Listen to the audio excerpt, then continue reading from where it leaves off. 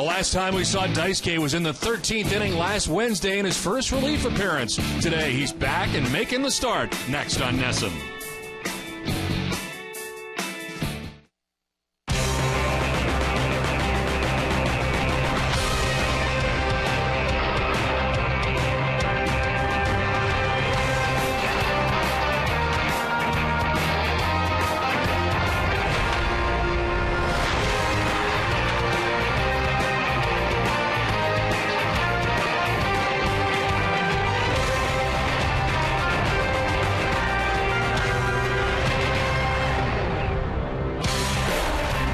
Welcome to cloud-covered Fenway Park. It's a cool day. It's Game 3 of the 4-game series between the Minnesota Twins and the Boston Red Sox.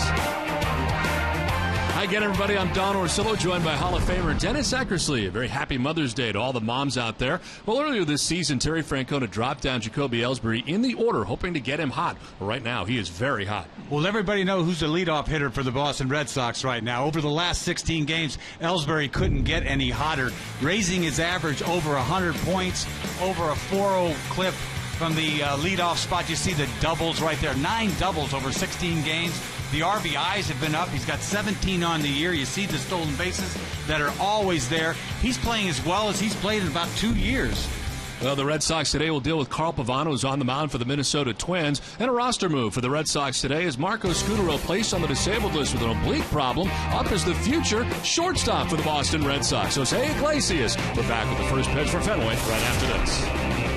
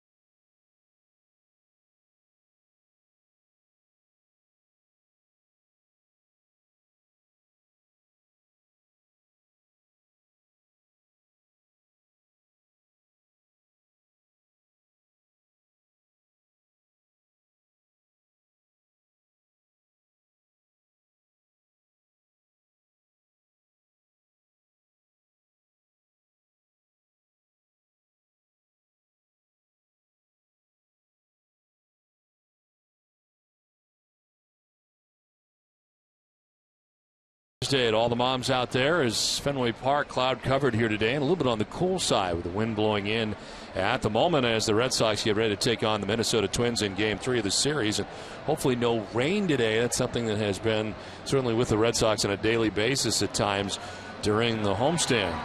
Now the Red Sox take the field, and as they do, let's check out the Minnesota Twins starting lineup on this junior announcer day. Thanks, Don. Hi, I'm Hunter Freeze of Philadelphia. Leading off for the Twins, the center fielder, Mr. Denard Span. At shortstop, Mr. Trevor Plouffe. The first baseman, Mr. Justin Morneau.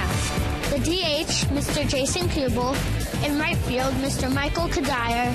The third baseman, Mr. Danny Valencia. In left field, Mr. Ben Revere.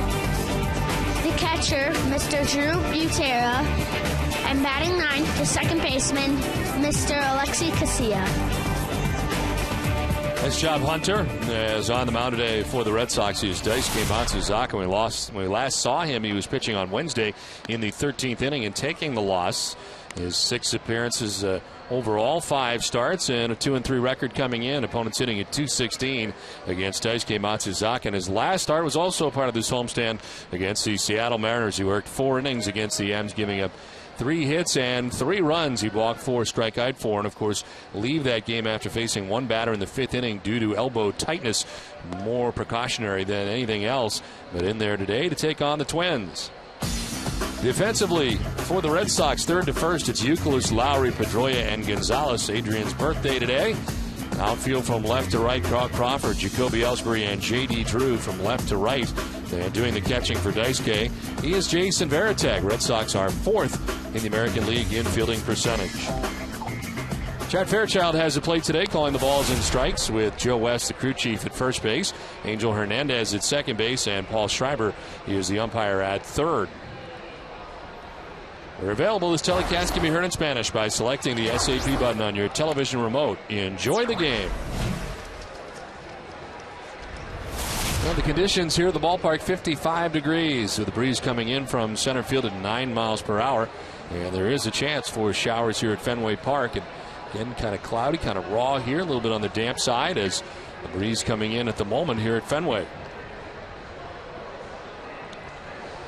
Well, Daisuke Matsuzaka back in the starting rotation again, his 7th start. And the question certainly is, how long can Daisuke go? The bullpen's still in a tough situation, of course, with Wakefield and Aceves being used. They're not available for long relief, so it appears this guy might be. He is in the bullpen right now, John Lackey. And he's not scheduled to start until Wednesday, but it does appear, should Daisuke run into trouble early, that Lackey is a possibility.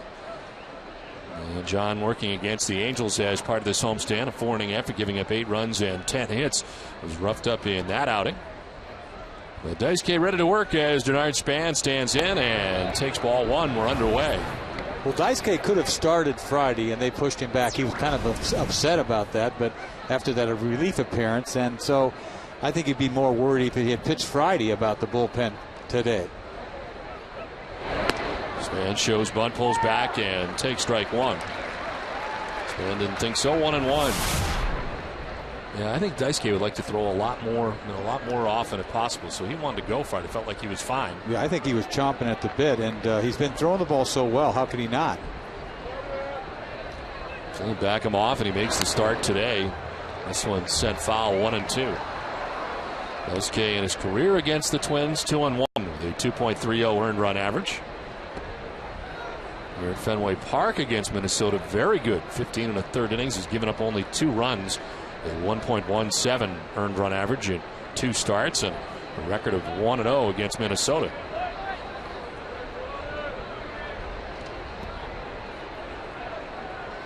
He's ahead 1-2 of Denard Span. Span lifts it to left, but right at Crawford. Now comes in as the wind knocked that ball down. Crawford moved in very slowly, and it just got knocked down. And Span aboard with a base hit to begin the 1st inning. You see a little change up here to Span. He goes out there and sort of flips this ball to right field. I thought Crawford was going to catch this ball easy. It just sunk quickly. Base hit by Span to lead this thing off. Wind blowing in here at Fenway Park. And that one darts down to the grass, and Span is on. Always a threat to take off as he gains his lead at first base. And they check on him at first. Well, you would assume the Twins would try to make something happen because they can't just sit around. Not that they steal a lot of bases, but they're going to put the ball hit and run more than a lot of clubs do, especially with this offense not really powerful. You get the feeling Ron Gardenhire kind of realizes as this season has gone along, you're going to have to manufacture some runs. I mean, this is a difficult time for the Twins. You see their record coming in. I mean, only the White Sox are worse, but this offense, I've never seen a Twins team like this offensively. So many guys hurt. They are last in the American League as this one is tapped foul in a lot of different categories. But offensively, they've now moved into second to last as far as offense goes, and batting average at .230. Only the Mariners have the lower batting average at .229. Pitching wise, they're second to last in the American League with a 4.63 ERA, where the Orioles have a higher earned run average. Check on Span, and pretty close, but he's back to the bag. See, sort of flat-footed Span. He has a tough time getting back. Good pickoff by Daisuke. This one's outside, and it's 2-1. Matsuzaka has wins this year. First one came against Toronto in an incredible effort. 7 innings, 1 hit, no runs. And then he was able to beat the Angels at Los Angeles. 8-inning effort, giving up 1 hit in that outing. So in 15 innings, he'd given up 2 hits and no runs and struck out 12. Tough to hit and run with a guy that doesn't throw strikes. Check out Span again, who dives back to the bag. Adrian Gonzalez holding on. Span mentioned today's Adrian's birthday, celebrating his 29th birthday today. Another check, and again, these have all been pretty close. You think they're concerned? See, good pickoff, good sweeping tag. He's not even off the base that far. Trevor Plouffe waiting on a 2-1. Span started, looked like he may have stopped. The throw is not in time, still able to steal second base. Put all that effort into trying to keep him close at first base, and he steals this base fairly easy. You see, not a huge lead, average jump, but he outruns the baseball. Fairly close play at second. And Pedroia got spiked there a little bit as he hopped up, but now Span at second base with nobody out. 3-1 to Plouffe. And a swing and a foul.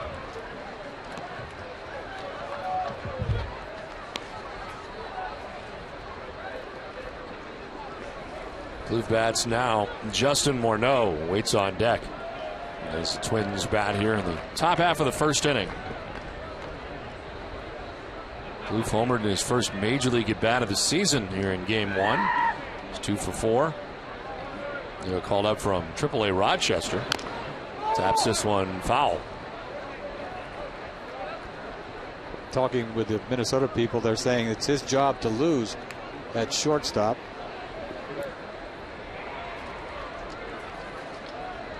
Waiting for their Japanese second baseman to get back. They need him badly. Nishioka, who's injured in the first week of the season, had to play at second base with Nick Swisher sliding in. It was a clean slide, but he broke his leg.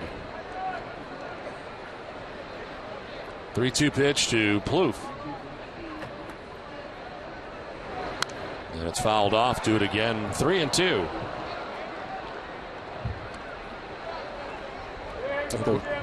Got those pink shoes kicking, doesn't he? Yes, he does. A lot of pink out there today on this Mother's Day.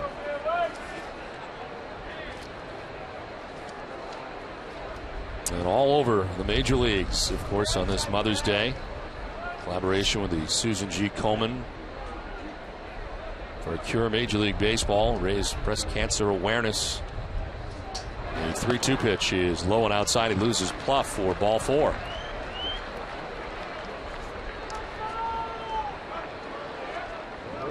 Well, here around Fenway Park and all over the majors on this Mother's Day. Here's what the Red Sox are doing. An honorary bat girl today. Players who wear pink ribbons and use selected pink equipment. We're used to the bats over the years, but it's branching out to wristbands and cleats and everything else. Mother's Day walk in the park after the game and events to raise awareness for the Susan G. Komen for the Cure.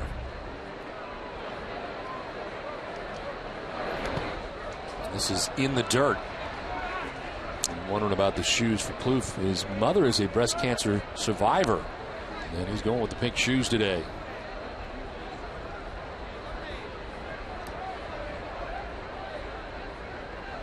A walk in the park here at Fenway will take place following the conclusion of the game today. All fans with tickets here at the ballpark have a chance to walk around the warning track during the post game.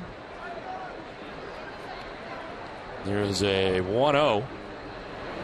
Morneau with a swing and a miss, 1-1.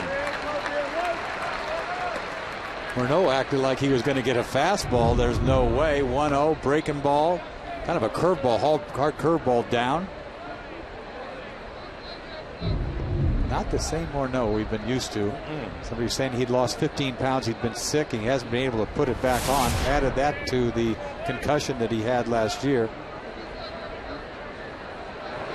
1-1 fouled off, 1-2. So used to that powerful swing. He has 1 home run so far in the year.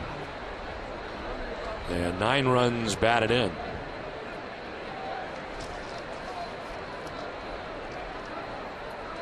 Span at second base, Plouffe at first base, nobody out. Twins trying to jump on top here in the first. There's a 1-2 pitch to Justin Morneau. Swing and a miss, kind of in between on that cut. And it's a fastball from Daisuke. It strikes out Morneau. He needed that. 1 down. Boy, he looks like overmatched here. Just flailing at a fastball away, late, in between, indecisive, not knowing what he was going to get. A 1 out, 2 on, and here's Jason Kubel. The DH spot, hitting at .336, 3 home runs and 13 runs batted in. Kubel having a very good start to the 2011 season. The Twins are not. Kubel is.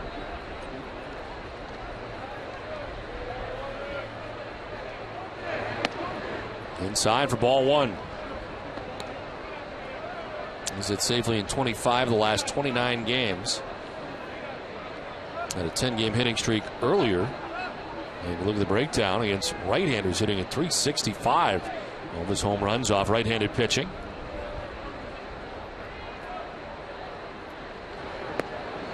And one of those homegrown Twins, who was a 12th round pick of the Twins back in 2000. And hit the first ever home run at Target Field last year against the Red Sox. The Red Sox opened up Target Field.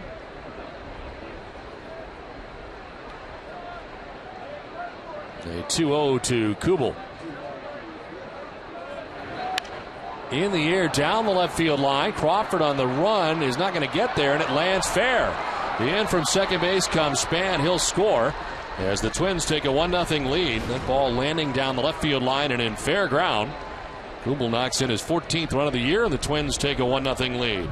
Well, that is an ugly hit by Kubel. 2-0, kind of a cutter, middle, and he just sort of dunks this ball right down the left field line. Just fair. Only gets a base hit out of it, but scores Span for the first run of the game.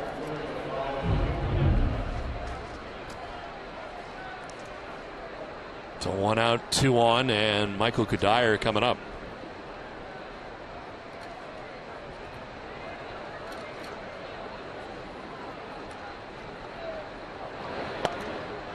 There is strike 1 to Cuddyer. It's a .250, 3 home runs and 4 runs batted in. It's safely in 16 of the last 21 games. And he's 4 for 8 in the series against the Red Sox. A pretty good series so far. It's amazing, Yak. These Twins will be in Boston for 6 days by the time the series is over. They were here after playing a day game on Wednesday night. And then they have the wraparound series here in this 4-game series with a game tomorrow night. 1-1 is in there for strike 2. I'd rather spend 6 days in Boston than 6 days in Minneapolis. Nothing against Minnesota this time of the year.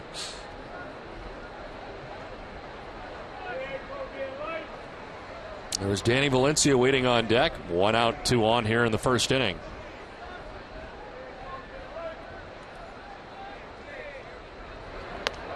Tried to hold up and did, according to Joe West. Tried to get him going fishing for a slider that was way outside.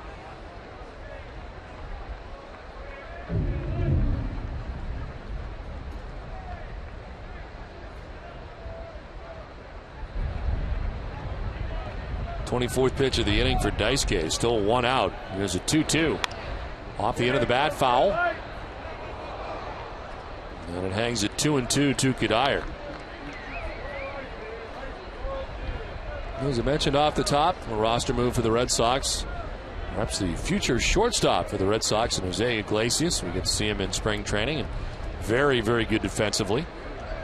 He's on the roster now, and Perhaps he'll get his first major league experience here coming up. Terry Francona says he's not sure how he's going to use him just yet. Broken back grounder down the third baseline. Youkilis will go to first on the run and in time to retire Kadire as Plouffe takes third and Kubel takes second. 2 outs in the inning. See, Daisuke gets in on Kadire. Luckily hits it just hard enough that Youkilis has enough time to make a play on it. That would have been ugly if it was a broken bat. After a couple of flares they've hit already to left field.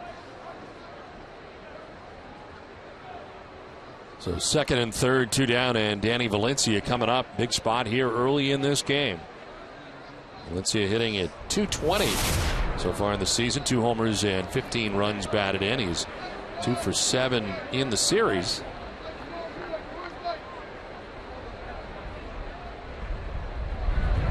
This one is back up the middle into center field, a base hit.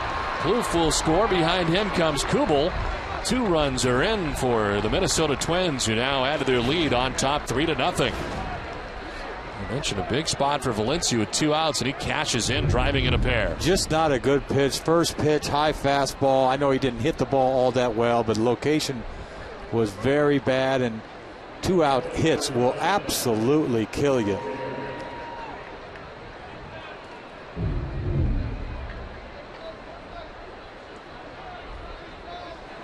Daisuke has had problems early in games. He's given up 16 runs on the year, and 14 have come in the first 2 innings of those outings. And here he surrenders 3 so far in the first. It's not like he's gotten knocked around at all, but that's probably the worst pitch he made right there. It was up as a ball out of the zone. You get a ground ball, but just not a good pitch. Dealing with Ben Revere, who was 0 for 2.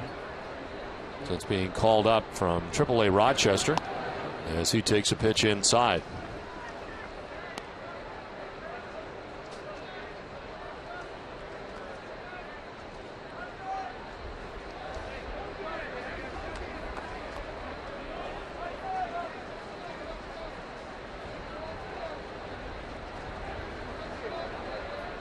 One pitch to Revere. Swing and a miss late when the fastball was up. 1-2.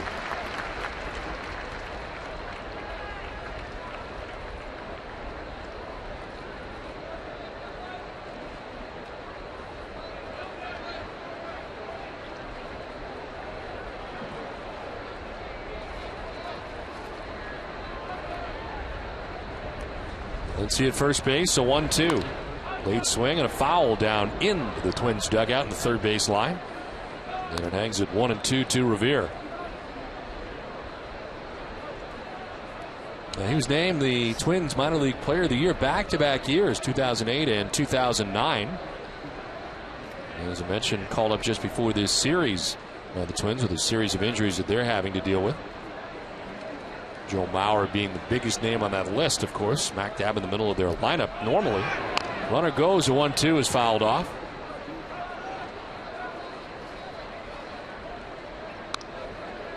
Foul ball.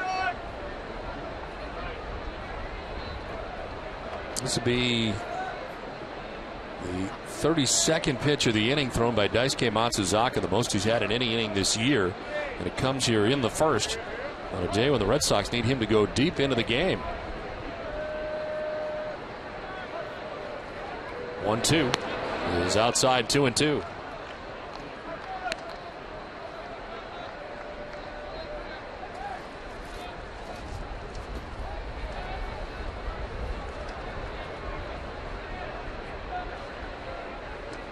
Red Sox with a victory here yesterday, now 15-18. 4 games back at the Yankees and Rays, who are tied atop the AL East. Runner goes, a pitch down in the dirt, and stealing second base is Danny Valencia getting into scoring position. Second stolen base of the inning for the Twins. You know, not surprising that they're running here. I mean, they got to do something. They've done it already twice. 2 stolen bases this inning. Good time to run. A ball in the dirt gets away from Varitek. So Valencia now in scoring position. Revere waiting on a 2-2 pitch. And it is popped up. Youkilis into foul ground. Wynn takes it a tad by the stands. He makes the catch. Nice play by Euclid to stay with it. It ends the top of the first, but the Twins take a 3-0 lead.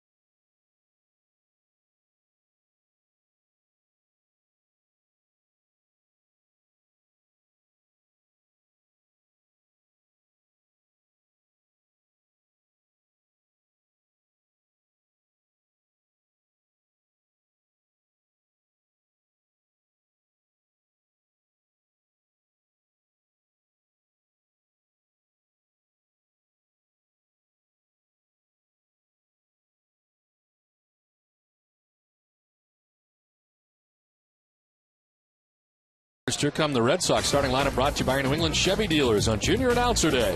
Thanks, Don. Hi, I'm Dylan King of New Fairfield, Connecticut, leading off for the Red Sox, the center fielder, Mr. Jacoby Ellsbury. At second base, Mr. Dustin Pedroia. The first baseman, Mr. Adrian Gonzalez. The third baseman, Mr. Kevin Euclid. The DH, Mr. David Ortiz. In right field, Mr. J.D. Drew. The shortstop, Mr. Jan Larry. In left field, Mr. Carl Crawford. And batting 9, the catcher, Mr. Jason Veritek. Nice job, Dylan, as the Red Sox come to bat here in the bottom of the first inning. And standing in is Jacoby Ellsbury. Shows bunt, pulls back, and takes strike one. 6'5", 250-pound Carl Pavano on the mound, the right-hander, making his 7th appearance of the year. 2-3 with a 5.84 ERA. Opponent sitting at .274 against Pavano. Ellsbury sends it out to center field. The wind will knock this down as Span ends up coming in on the ball to make the catch for the first out here in the bottom of the first inning. Now Pavano making his 7th start of the season, his 247th start of his career. 14th year in the major leagues for the Connecticut native. Not off to a real good start here for Minnesota. Last year won 17 games for them. Originally a Red Sox 13th round pick back in 1994 out of Southington, Connecticut. He will forever be connected to the Red Sox, going in the Pedro Martinez deal. In November of 1997. Won a World Series as a member of the Florida Marlins in 03. He was a teammate of Beckett's. It's on the ground on 2 hops to second base, and Casilla throws out Pedroia for the second out of the inning. Let's check out the Twins defensively. Let's go third to first in the infield. First, Danny Valencia. It is Trevor Plouffe at short, Alexei Casilla at second base, and Justin Morneau at first. Left to right in the outfield, Ben Revere in left and Art Span in center. Michael Kadire in right, and Drew Butera catches Carl Pavano. The Twins are 6th in fielding percentage in the American League. 2 down here in the first inning, and it brings up the birthday boy, Adrian Gonzalez. They take strike one. Gonzalez at .303, 3 home runs and 22 runs batted in. During his 29th birthday today, and sending one foul, 0-2. Pavano, he throws strikes. Control guy, even though 6'5", he doesn't really bring it, but assortment of pitches. Will pitch inside. Good changeup. 0-2 pitch, runs away, 1-2.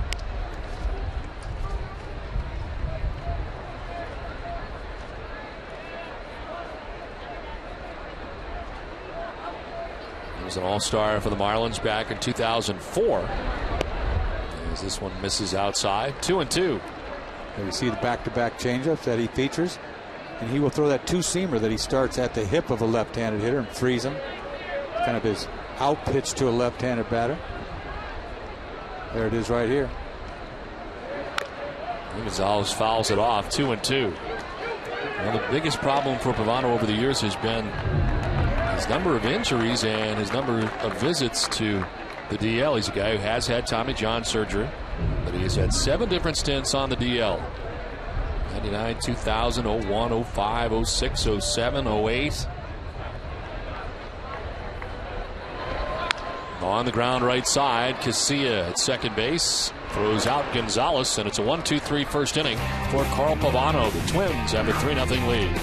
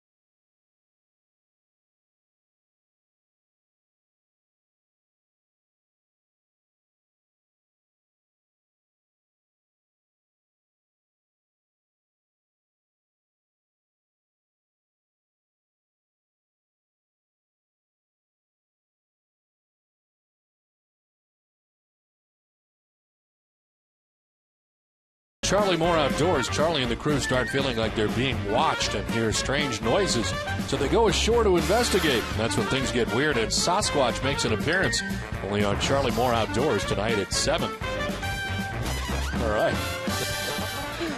Well, it is Mother's Day. I wish all our moms out there a very happy Mother's Day. My mom in Connecticut. My mom in California, so I always got all day to call back there. 3-hour difference. There you go. I already took care of business this morning. Talked to Mom and wish all the moms out there a very happy Mother's Day. Red Sox trail 3-0 as we head here into the second inning.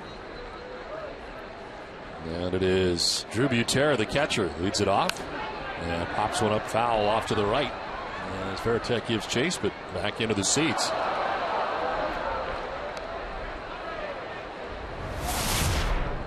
Butera, Casilla, and Span here in the second inning for the Twins. And slow start for Drew Butera, hitting at 121 coming in. No homers and 4 runs batted in.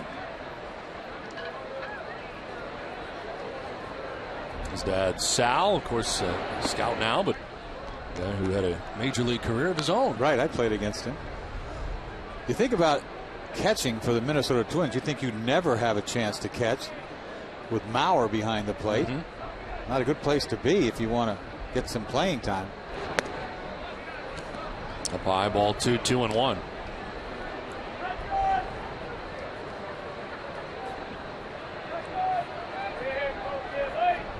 Made the opening day roster last year for the first time. 2-1 pitches inside, 3-1.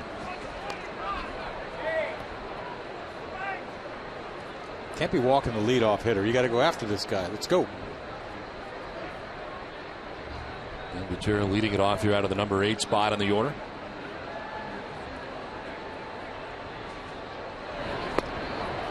In there for strike 2, full count. And the chairman of the Boston Red Sox, Tom Werner, enjoying the game here today. As Red Sox trail right now 3-0. Twins batting in the second inning. 40th pitch for Daisuke, and it's in the air to left. Crawford moving over to make the catch for the first out of the second inning. Let's check in with Heidi. Well, Don, the Red Sox have a number of things planned on this Mother's Day. In fact, all of Major League Baseball lends their support to the Susan G. Komen Foundation on this special day. All players have a pink ribbon patch on their uniforms, as well as pink wristbands and even pink bats. A couple players even have pink cleats. Jason Varitek also has his special Mother's Day catching equipment that he's wearing today. The equipment is going to be on display at the MLB Fan Cave next weekend and then auctioned off for the Susan G. Komen Foundation. You can find information about that on the Red Sox website. Don? All right, Heidi, thank you very much. Jason Varitek, of course, decked out in his pink, and Jason has always been changing up on different holidays as well and auctioning off a lot of gear for a lot of great charities over the years. Remember his July 4th Captain America look? I do remember that. Remember that one? Yeah, I like that. That was awesome. There's Alexei Casilla with one out in the second inning. That'll drop in there for strike one, 2-1. Daisuke trying to be a little bit more economical here in the second inning after throwing 34 pitches in the first.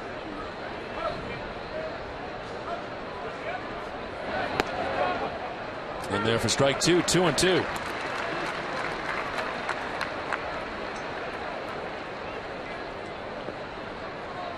Casilla had bone chips removed from his elbow last year, missed better than a month after having surgery, and lost his shortstop job here with the Twins, moving now over to second base. 2-2 is on the ground to second base. Pedroia is there, and there's two down in the inning.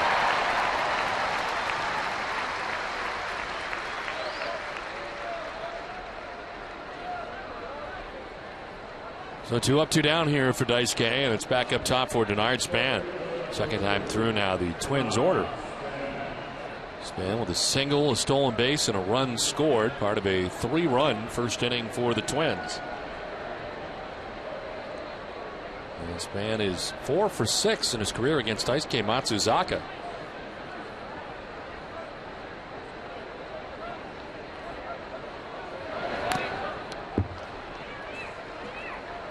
Twins coming in lowest scoring team in Major League Baseball. They got 9 on Friday night.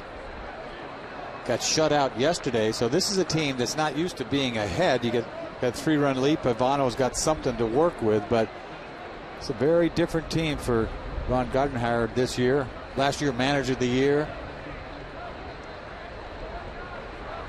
You always sort of expect them to be there even when they don't start off well, but these injuries are certainly setting them back. This is not the team that they planned on having coming in, but well, you just can't count out Ron Gardenhire and the Twins at any point, especially in the American League Central. But it always seems they may get into the postseason once again somehow in the second half. You got to wonder the way this thing started. I guess they're happy that who's leading the league is the Cleveland Indians, because they don't think that is for real. What do you think? I mean, it is a pretty big start here for the Tribe. I don't know, where do you start thinking that it's for real? I mean, how many games do you have to be in? All-Star break? You know, I mean, they're, 10, 11 games up on both the Twins and the White Sox, but I think you've got to play close to 80 games before I'm going to change lanes. The 1-2 pitch is in the air to short left. Crawford's coming in and over and makes the catch. Wynn's going to play with everything today. It's a 1-2-3 second, but the Twins have a 3-0 lead.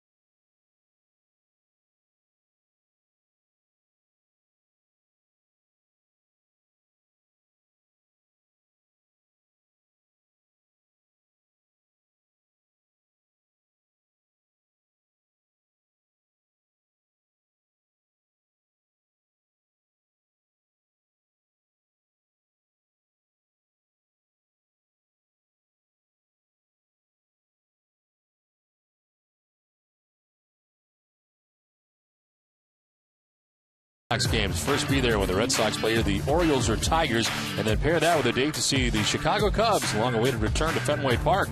Seats are available in a variety of locations throughout the ballpark. Visit redsox.com/doubleplay to get your tickets today. It's on to the home half of the second inning on a cool day here at Fenway Park. Blue skies above right now, and the sun is shining. The lights are on here at Fenway as we play into the second inning. Minnesota Twins put 3 on the board in the top of the first. So they lead it 3-0 as the Red Sox come to bat. Youkilis leading it off and taking strike one. 247 start to the season for Youkilis. 5 homers and 18 runs batted in. It's this hard down the line. A fair ball. Headed towards the corner as Revere goes to dig it out. A little trouble in the corner. Youkilis into second base with a double.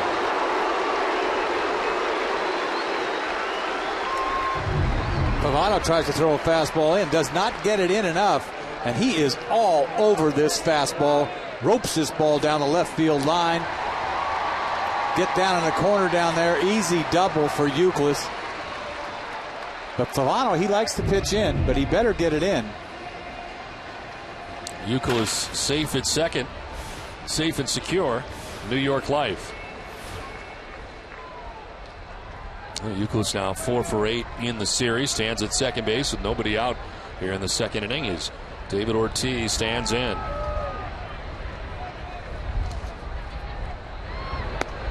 And Ortiz takes strike one. David 0 for 4 in the series as he comes in, hitting it .284 in the year, 4 homers and 16 runs batted in.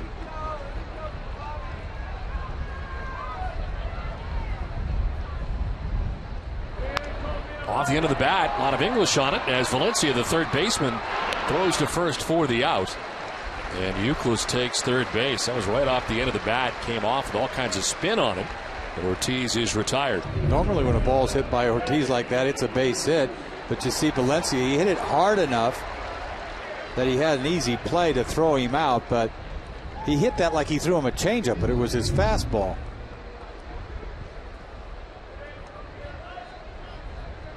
One out here in the second inning for J.D. Drew.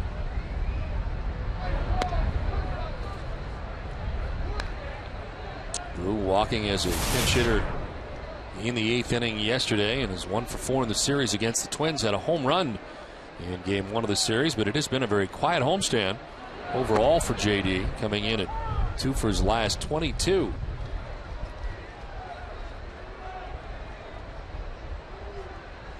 He snapped an 0 for 14 stretch with a home run on Friday night in the first game of the series. In the dirt and knocked down by Butera.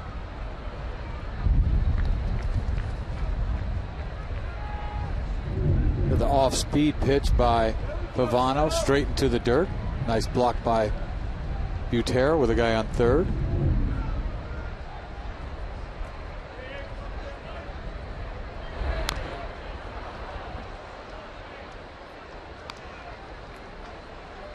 Those 7 meetings between the Red Sox and Twins. The only time the Twins will be coming here to Fenway Park this year. A 4-game series here. Red Sox will travel to Target Field for a 3-game series in August.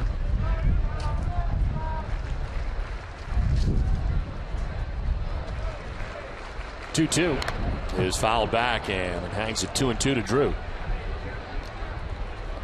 That's pretty much what he does to left-handed hitters.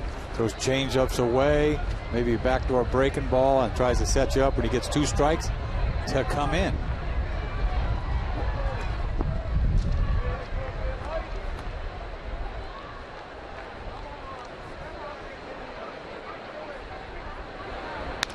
On the ground right side, Casillas got one play. It's at first for out number 2 as Youkilis comes in the back door at third base for the first run of the game for the Red Sox. Drew picks up his 7th RBI of the season, and the Red Sox are on the board now 3-1. They play back to give him this run. All he's got to do is hit a ground ball. You see the changeup out front. Does the job. Good enough. RBI with an out. Beautiful thing. So 2 down and Jed Lowry coming up. And a swing and a miss for strike one. Lowry hitting at .337 coming into today's action. 3 homers and 14 runs batted in.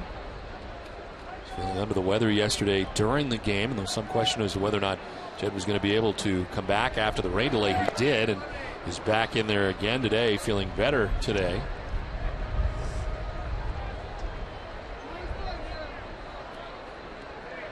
Favano's like Jared Weaver, 6'5", throwing changeups.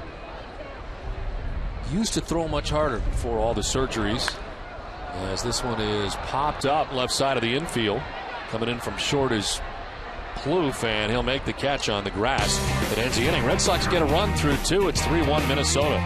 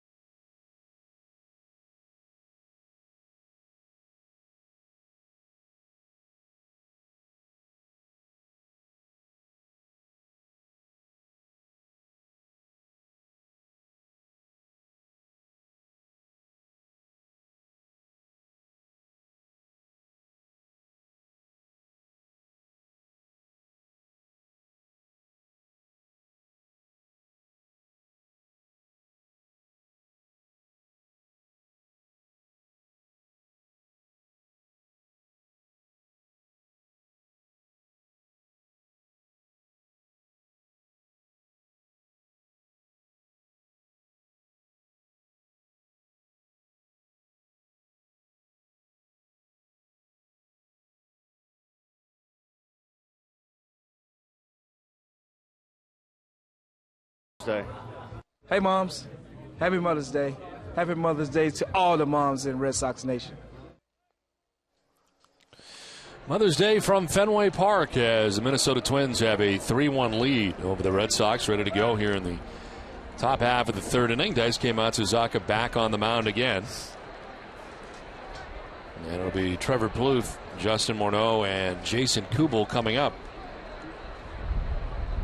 Daisuke's had to throw 49 pitches through the first 2 innings, a much more economical second inning after throwing 34 pitches in the first inning. And the breaking ball in there for strike one to Plouffe.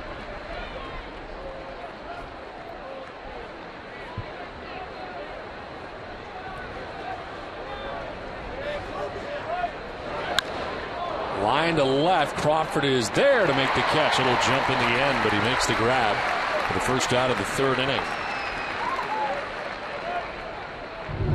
Little cutter line drive by Plouffe right at Carl Crawford. Here they hit the ball hard. You make an out. First inning, he hit a couple of bloops down the line and scored 3 runs. So one down here in the third inning for Daisuke. Has now retired 5 batters in a row, and here's Justin Morneau.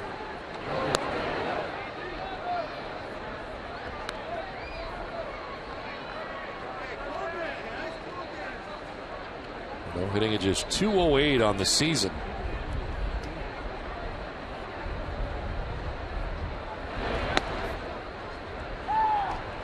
He struck out back in the first inning. Morneau, 29 years of age, and was as an MVP to his credit.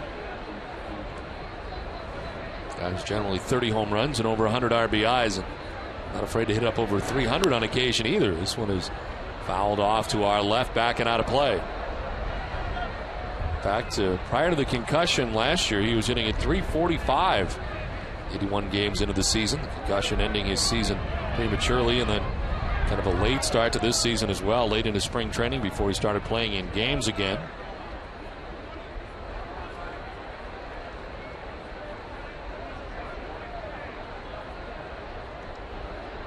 A 1-2 pitch from Daisuke Matsuzaka. They're trying to go up. And they did go up, but he didn't chase. Jason Varitek almost standing 2-2. I think that you do forget how great he was. And all it takes is about a year to be gone out of the game, and it gets like forgotten. This guy was the MVP one year and in the running several others. Swing and a miss. He is struck out for the second time today. And there's 2 down in the 3rd inning. Both strikeouts looking just not Morneau-like. His fastball he punched about the first time, and then another fastball upstairs, not all that fast, but way out of the zone. Kind of confused. Well, he's completely frustrated. The only 2 strikeouts Daisuke has today. 2 down in the 3rd inning for Jason Kubel.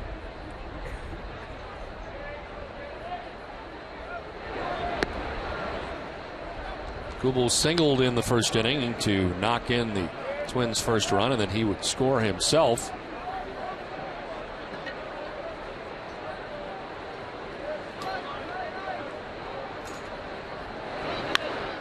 Down the line at first, it's a fair ball. Over is Drew to play it quickly, but it'll be a 2-out base hit for Jason Kubel. As Joe West had to try to get out of the way and make the call all at the same time. He didn't get out of the way. This ball hits Joe West. See him smiling over there. A little breaking ball down and in. He yanks this ball just down the line. You see it hit Joe West and slows down. Goes the other direction for a while. Not slow enough to make Kubel go for 2, but still got a piece of Joe West. So 2-out base runner. West, of course, the crew chief. There's Michael Kadire, grounded out in the 1st inning, 0 for 1.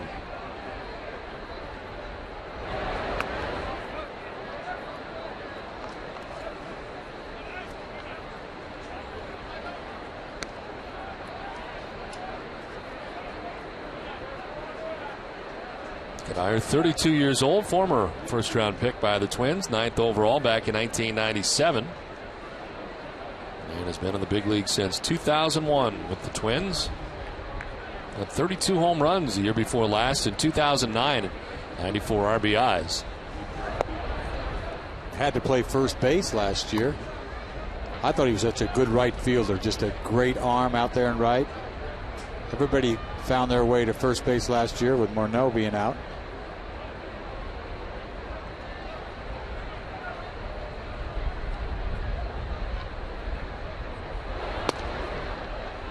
There for strike 1, 2-1. This guy that he's relied upon heavily by Ron Gardenhire. He's played 153 games in 09, 157 games last year.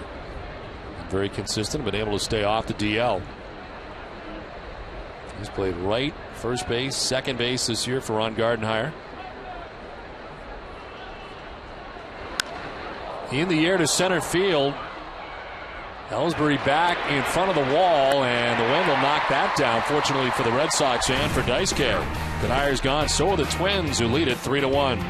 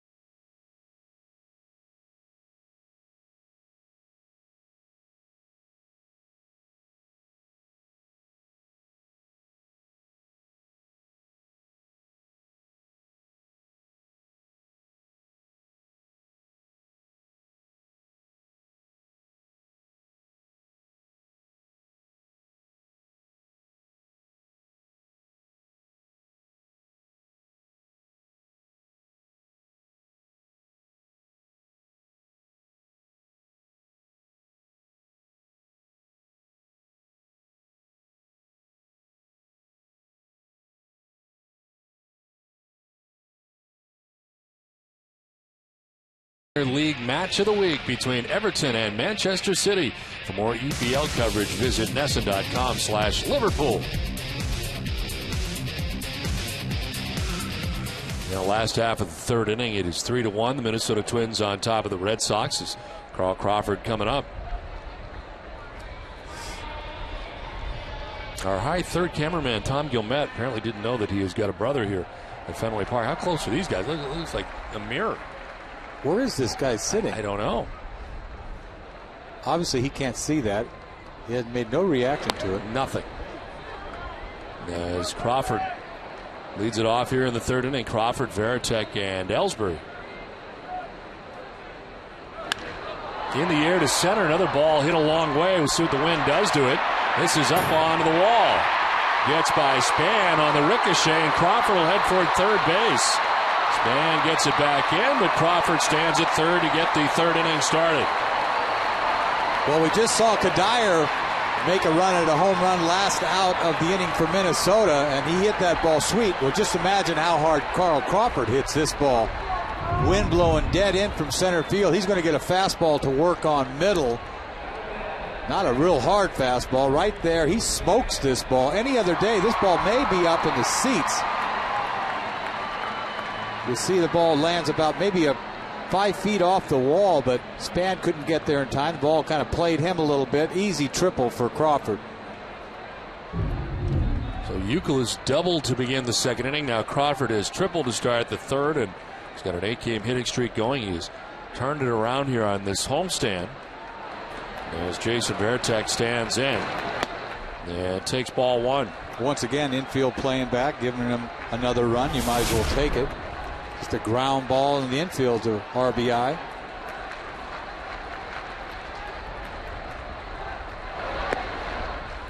Two and 0. Jason hitting at 140 coming in.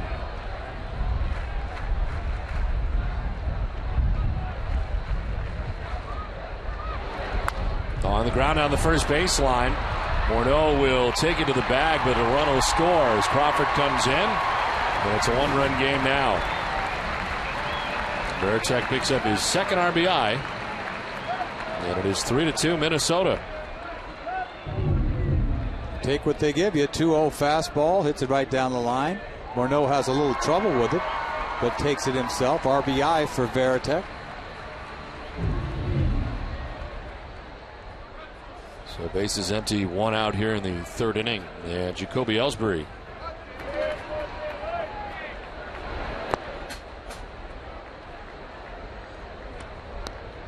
Ellsbury flied out to center field in the first inning, 0 for 1.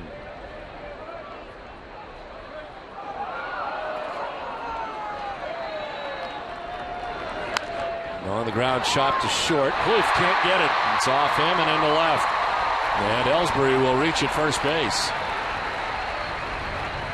This is probably an error by Plouffe, but I'll tell you what, it's probably going to be a close play if he does throw it all the way across the diamond with Ellsbury's speed. Just a normal ground ball. The shortstop hit it fairly hard, but if he makes this play, he should throw him out. Takes his eye off it. You see the backhand.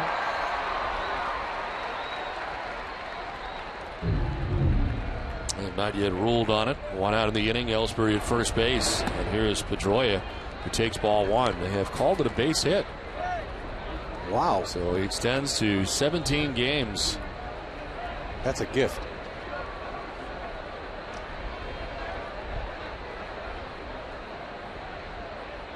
There goes Ellsbury. The pitch is outside. The throw is not going to be in time. Stolen base for Jacoby Ellsbury. He didn't wait around. Well, they didn't even throw over. I mean, you talk about Ellsbury, one of the best stolen base threats in baseball. Not a very big lead either. Butera makes a high throw, but he had that base easy.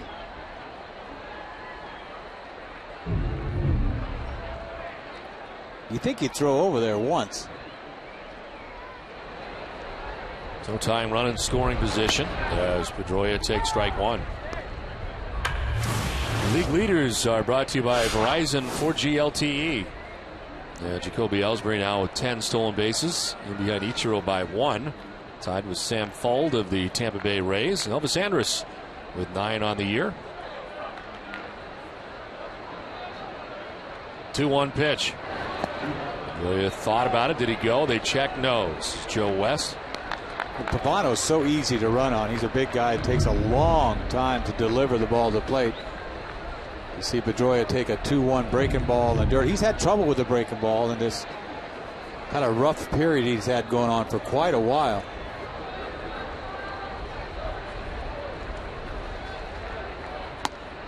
Ball 4, and he hits down to first base. First walk given up by Pavano.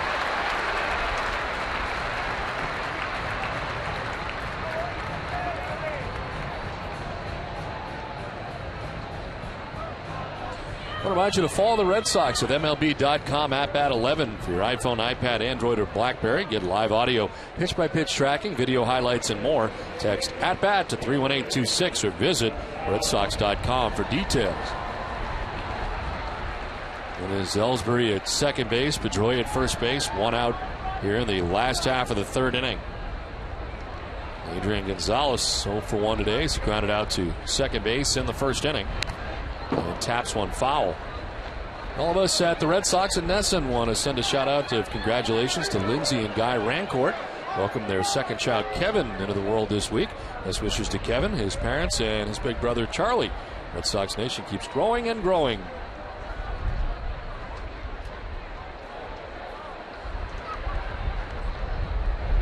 0-1 is under the glove of Pavano into center field. Here comes Ellsbury around from second base. He'll score the tying run as Adrian Gonzalez drives it in, and the game is tied 3-3.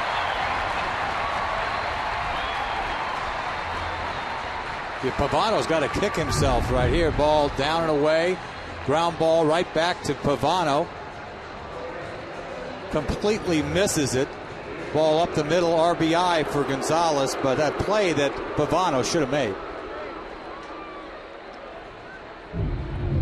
Pitching coach Rick Anderson headed out there. So frustrating for the Twins. You finally get some runs early in the game to work with, and you give them right back. As Adrian Gonzalez drives in the tying run, and still just 1 out here in the bottom of the third inning. John Dennis and Jerry Callahan don't have nearly as many Twitter followers as the Rem Dog, but that doesn't mean you can't follow them every weekday morning, starting at 6 on the WEEI Sports Radio Network. It's Dennis and Callahan, Boston's #1 morning show on Sports Radio WEEI, and also right here on Nesson. Now it is Dustin Pedroia at third base, across the diamond Adrian Gonzalez at first base. 1 out in the third, and Kevin Youkilis, the battery, doubled and scored in the second inning. Takes strike one.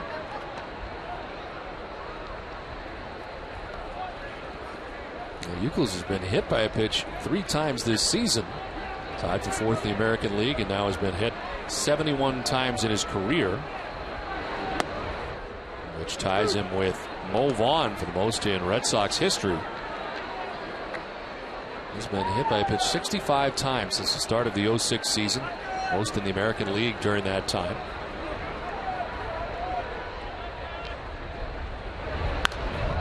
Hooks it foul. I think it's where he stands in the box, or the fact that he kind of dives. Oh, he dives. He dives. Good breaking ball hitter, stays back and dives. And that ball running in on him, you see when he does get hit, he can't get out of the way. There's that protective guard on his elbow, which gets hit a lot. You know, as a pitcher, and you know if you come inside on somebody, you might hit him. It bothers you. It really does, because you don't want to hit him. I mean, if you want to set him up for a pitch later, that setup pitch might drill him. So that's why he's a tough out for me.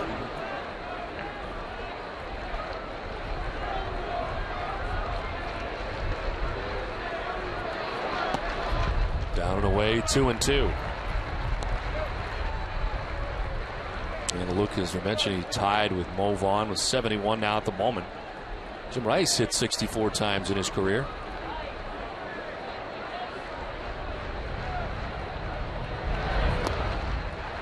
Three and two. That's the ball that Youkilis had been chasing. A lot of strikeouts early on this year, but he gets a good look at this breaking ball, or changeup down and away. He hasn't got much to get him out with.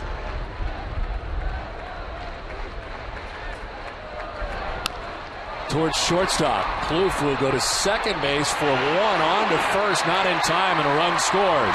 Pedroia is in, and the Red Sox take a 4-3 lead. They started Gonzalez at first, and because of that, they barely were able to get that runner at second base, but they did just get Gonzalez. You see the third RBI by a ground ball by the Red Sox. I didn't think he had any chance to turn it. He barely got it.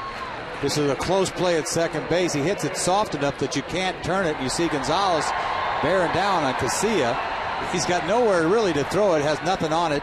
Euclid save at first. Another RBI on a ball that really wasn't hit very hard. So Euclid at first base and 2 down in the inning. Red Sox have taken a 4-3 lead. They get 1 in the second, 3 so far here in the third.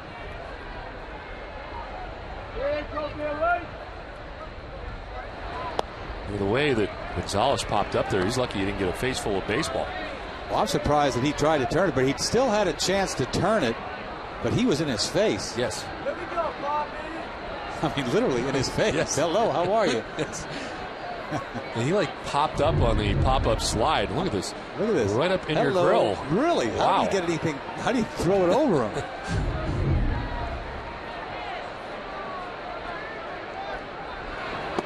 Swing and a miss. That one by Ortiz.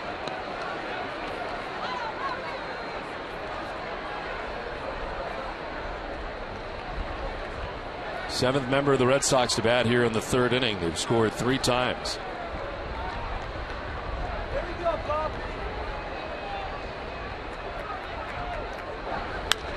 To left, and a base hit for David Ortiz. He's been a recurring theme on the homestand.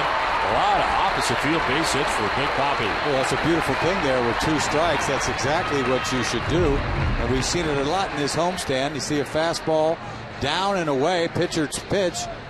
And when you do something like that to a pitcher's pitch, I mean, there's not much he can get you out with. Extends the inning. 2 on, 2 down, and J.D. Drew getting his second look at Carl Pavano today.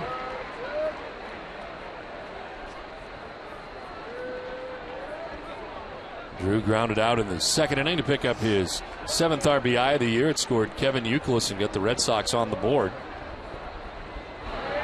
Swing and a miss. That's his best pitch, changeup, and he's got to keep it down.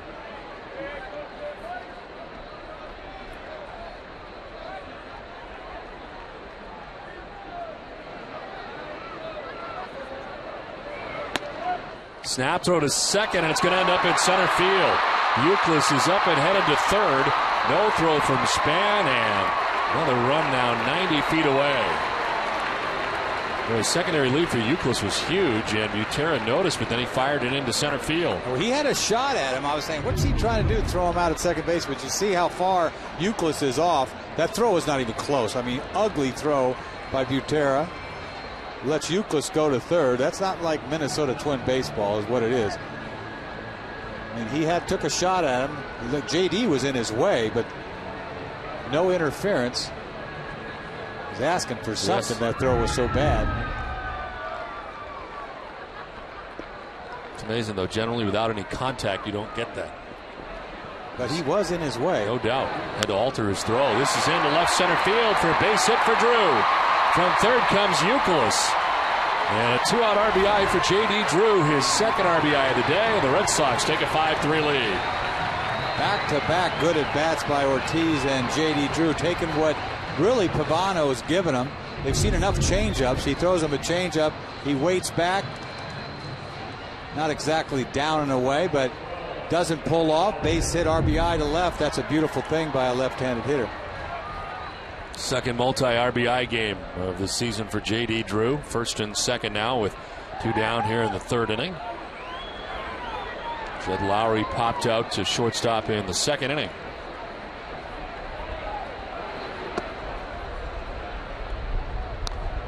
The Red Sox trailed 3-0 after half an inning today. They get a run in the second, and so far 4 here in the third, have a 5-3 lead.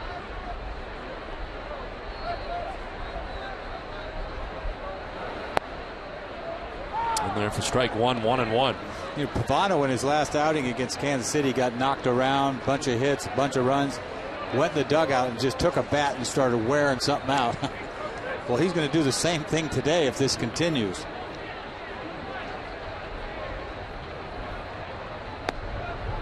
In there for strike two, 1-2. Action in the Twins pen. Alex Burnett starting to warm up.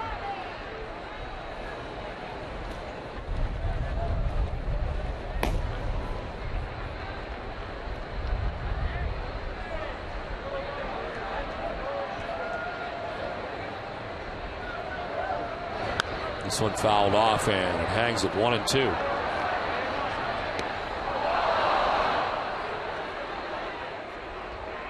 Red Sox baseball in Nesson is brought to you in part by Eastern Bank, the official bank of the Red Sox television network. Commitment, compassion, and love of the game. Find out what we're made of at easternbank.com. In the midst of the last half of the third inning, Red Sox have a 5-3 lead. Lowry sends one foul again off to the left. Have you lost your mind in a dugout back in your career on camera before? When I was a kid, that's what I like to say. You know, his first 3-4 years. The immature Denny. Yes. They had those, light bulbs up the runway in Cleveland. I used to wear them out. And then when the team tries to walk down after the game, it's all dark. They didn't like that. You got to grow up. Took me a while. It's outside, 2-2. The water cooler seems like a good thing to hit. Yeah, it's there. It's but I never did anything stupid like break my hand or something that you've seen. Sure. The game will get you. I mean, you've seen that cooler out in the field many times. Sure. Kicked, punched. 2-2 fouled off. I remember Piniella, Yankee Stadium. You're pitching on the mound and he'd make an out and. So close to, the dugout was so close, and you could see Piniella just going crazy on that, just snapping. And I looked over at him once, and he said, "What are you looking at?" And so I looked the other way. I mean, he was a nut. Paul O'Neill could snap at the best of him, too. Yeah. Thinking of former Yankees. I had punched him out on a pitch about a foot outside and watched him go off on the umpire. 2-2 is in the air to right center field. Span coming in. He'll make the catch to end the inning. A 35-pitch inning for Pavano and a 4-run inning for the Red Sox, who lead it 5-3.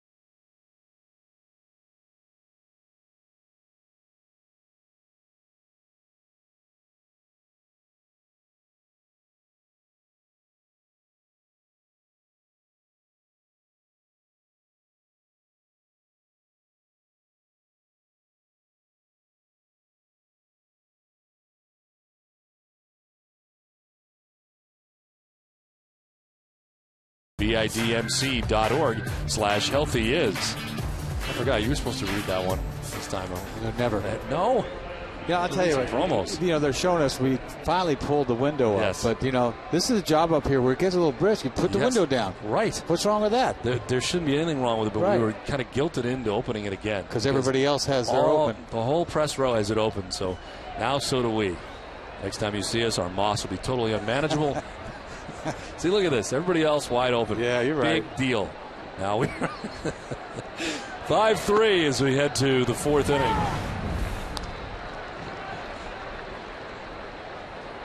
Danny Valencia leading it off here in the fourth. He singled in the first inning. One of now 4 hits off Taisuke Matsuzaku. Gave up 3 runs in the first inning, but the offense has erased that deficit very quickly. Here is a high fly ball down the left field line. Crawford headed over towards the corner, and that ball is off the pole. It's a home run. Danny Valencia gets his 3rd home run of the year. It kicked off the foul pole down the left field line. And the Twins back within a run. Well, I knew when he hit it, it was long enough to hit a home run. It just whether or not he pulled it enough. Wind being a factor on everything up in the air, but he leaves a fastball, runs inner half. You could see the way he left home plate that he thought this ball was gone. Barely went over the fence, hit the foul pole. I thought this was a home run easy, but barely cleared the fence. Well, Terry Francona coming out to argue. I guess the question is, where did it hit on the pole? Terry perhaps arguing that it was at the top of the wall rather than above the wall. No doubt that it hit the pole. The question is, where did it strike the pole on the way down? It was one of those kind of scrapers with the wind knocking it back. I don't think it hit the screen. I think it hit the pole the way it came down. No, yes. Maybe. Well, I don't know. I thought it hit the pole above the wall, which I guess is the question mark. I think obviously it's a home run. I don't think there's a question about that, or they would go back and check it. Well, they're getting together. I guess they almost have to do this.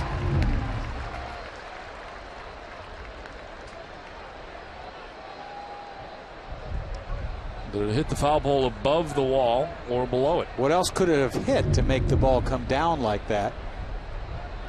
The ball came down to the right. See how it came back to the right? That is a home run. I was just wondering if it hit, because if it hits a foul ball below the wall, obviously it's not gone. It is a fair ball, but this ball definitely hit the screen is what it hit, not the foul pole. I'd say about 5 feet up. Mm-hmm. They're going to go take a look. So I guess they're not they have to. They got together as a group. They could make the call there, but they want to be sure and certainly have that opportunity to do so under the rules, and so they'll go check it out. The crew chief is Joe West. Yes. I guess when you have that, you have to do this. You really do. You have to make sure. I think Tito knows it's gone too. He wasn't quite sure.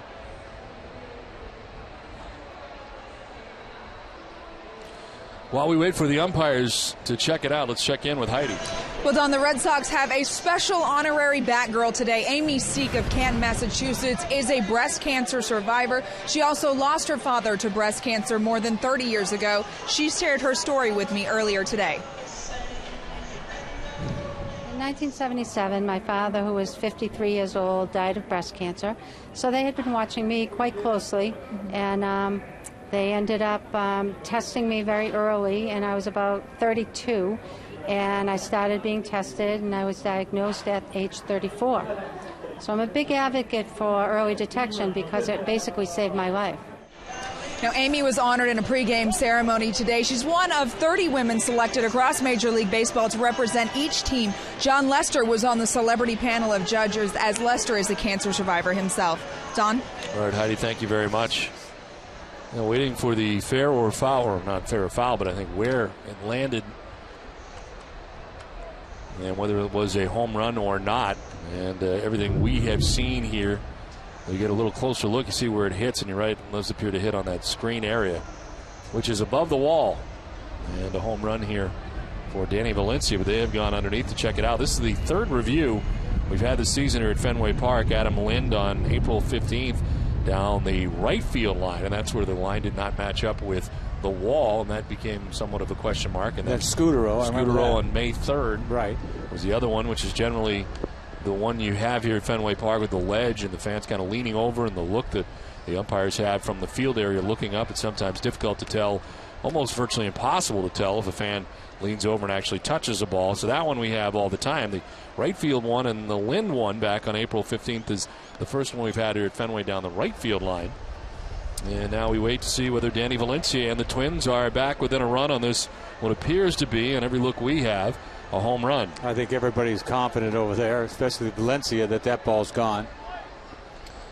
Well, it's time now for the AT&T trivia question. And our question today is prior to Drew Butera, who was the catcher for the last Twins no-hitter. We'll be answering for a little while as Joe West and his crew make their way out. And it is a home run. So Danny Valencia gets his third home run of the year. And it is a 5-4 Red Sox lead.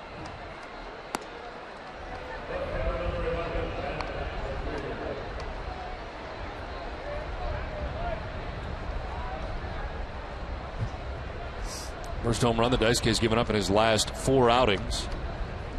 And it starts this 4th inning. Ben Revere now stands in. Fouled out to Kevin Youkilis.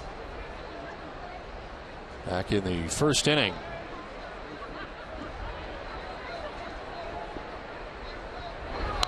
Revere fouls the first pitch back for strike 1.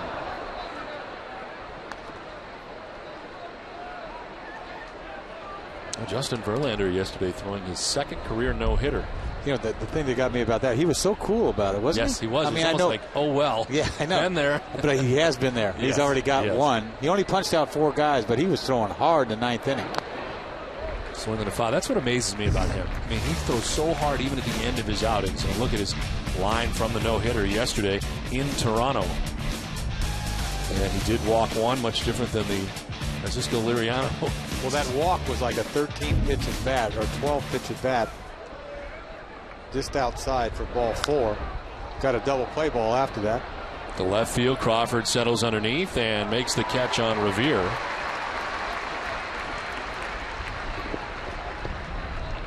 So 1 out here in the 4th inning.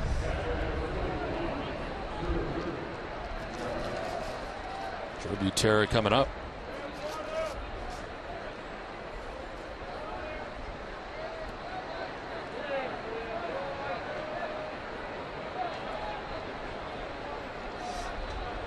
Butera flied out to left field in the 2nd inning.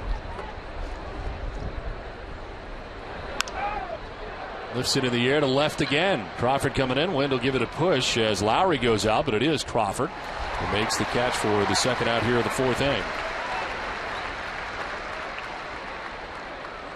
Well, tomorrow night, following Red Sox first pitch, join us for Red Sox Game Day Live, presented by Uno's with TC, Jim, and Heidi at 6:30. Josh Beckett takes the hill tomorrow against the Twins as the Red Sox conclude their homestand. Plus, the Boston Globe's Michael Vega will have the latest news and notes from the Red Sox clubhouse. Our coverage begins live from Yawkey Way with Monster Monday tomorrow at 5:30, and it's only on NESN. And Josh Beckett will be on the hill here tomorrow for the final game of the series, matched up against Nick Blackburn. Blackburn 2-4 with a 4.41 ERA. And then the Red Sox head out on the road. This one fouled off down the left field line. Loriano was supposed to throw. Was sick, and I guess they moved him back a day.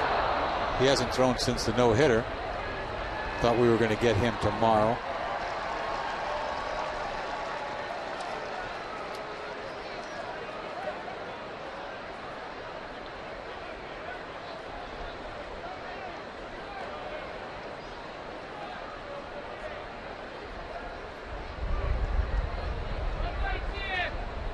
One to Alexei Casilla. Thought about it, but held up as they check at 3rd. Paul Schreiber says he didn't offer. 2-1. I thought he went when I first looked, but I guess he held up on a breaking ball down.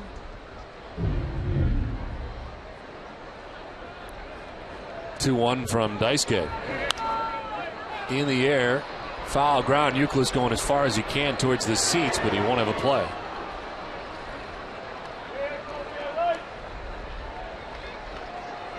Another one of those outs that I count. If you're in a bigger ballpark, that's an out. So you count. I always see that. Well, if you were pitching at home in Oakland, that's an out. Oh yeah, very. Don't you think? Every time they do that, I go, "That's an out. You're out of the inning. Let's get out of here." No, right? Yeah, I agree, but you're not. You're not. This is not Oakland.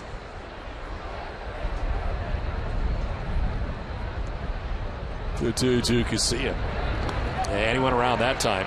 Strikes out, gets away from Veritek briefly, who fires down to first for the out. Third strikeout for Matsuzaka. Home run for Valencia. It's 5-4 Red Sox.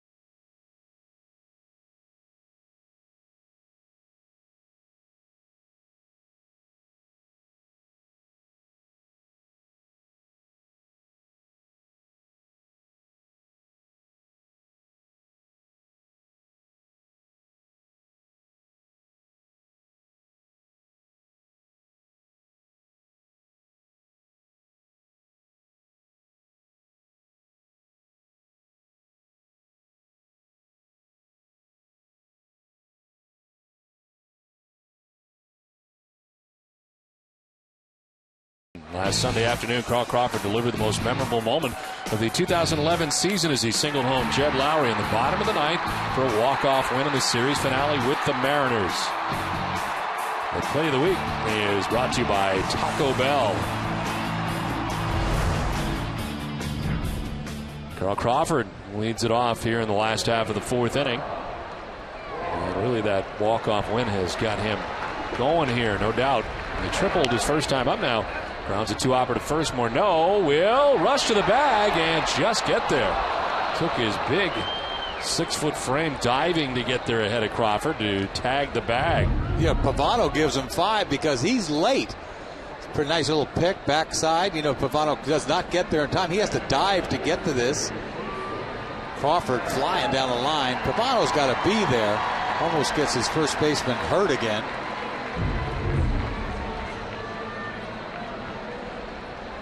So Crawford 1 for 2 today, 1 down here in the fourth inning. And Jason Veritek coming up.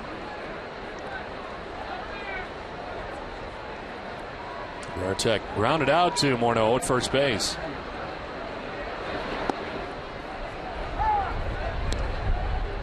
Boy, he's got to paint with that stuff today, too. You talk about 87 miles an hour. Better be on the corner.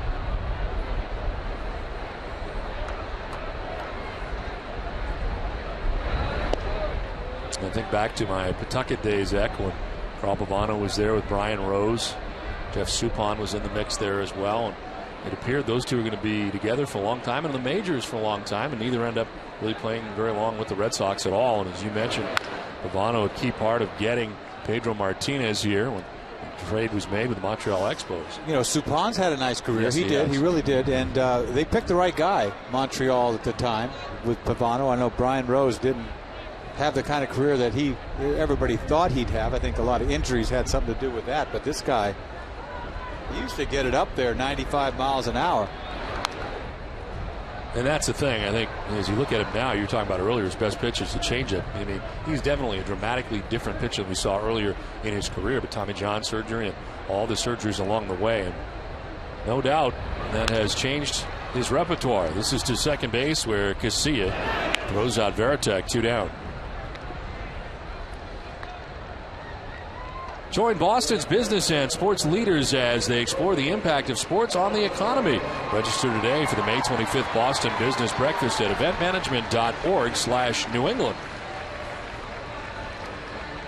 You know, I don't want to take anything away from Pavano. He knows how to pitch. He really does. He's a control guy. He moves the ball in and out. I mean, he dazzles. When he can get you out. I mean, he pitched a great game against the Yankees in the playoffs. They got to him late in that game, but it was really a great game, I thought. Really got beat on a changeup that Berkman hit off the left center field fence, but Twins were so snake bit against the Yankees, and that was part of it, that game. 17 wins last year. Not an easy thing to do. Good ballpark for him to pitch in, though. Target field. Signed this offseason a 2-year contract in Maine with the Twins. He was a free agent during the offseason. Boy, he made a lot of iron with the Yankees, didn't he? Yes, he did. Got about really 40 beans for 4 years, and then cranks it back up and gets him a deal with Cleveland. And then he had such a good year with the Twins last year.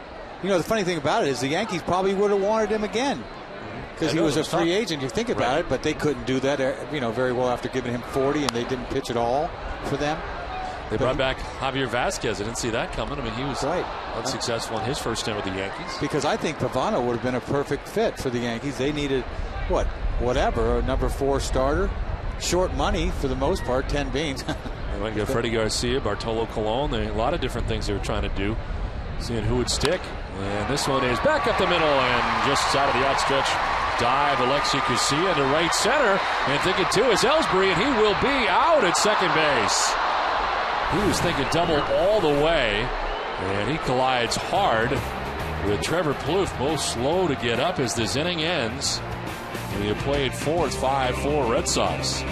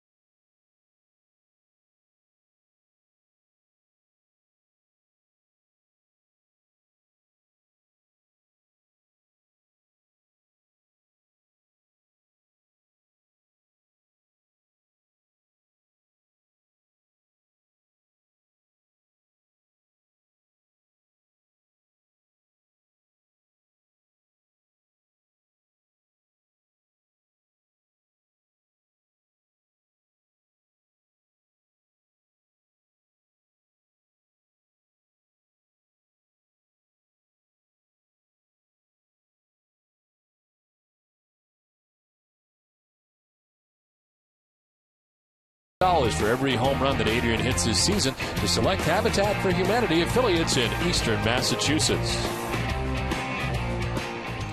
Well, Jacoby Ellsbury with a single and thrown out trying to stretch it into a double, and a pretty good collision at second base.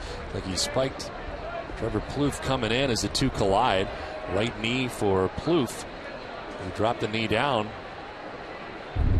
applying the tag, and they both were very slow to get up. I'm surprised he put that knee down. Yes. I thought he got spiked, but that knee was right there. Very aggressive play by Ellsbury.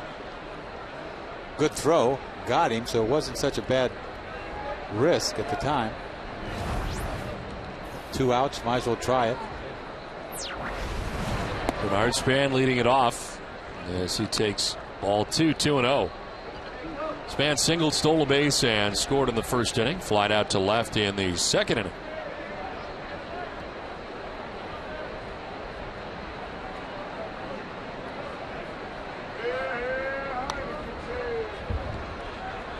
Vasquez walked only 1. That came back in the first inning.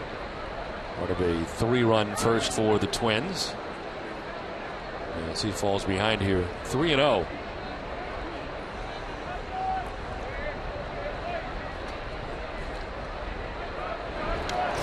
Down and in, and he walks the leadoff batter in Span.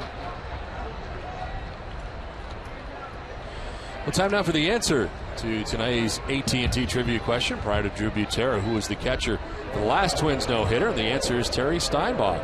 Got Eric Milton's no-hitter in 2009. Actually, it was 1999 against the Angels. It was the 5th no-hitter in Twins history. Francisco Liriano tossed the 6th on Tuesday against Chicago. And Steinberg, of course, also is the catcher for the Oakland A's, and for Eck, 300 times. Ooh. 300 saves.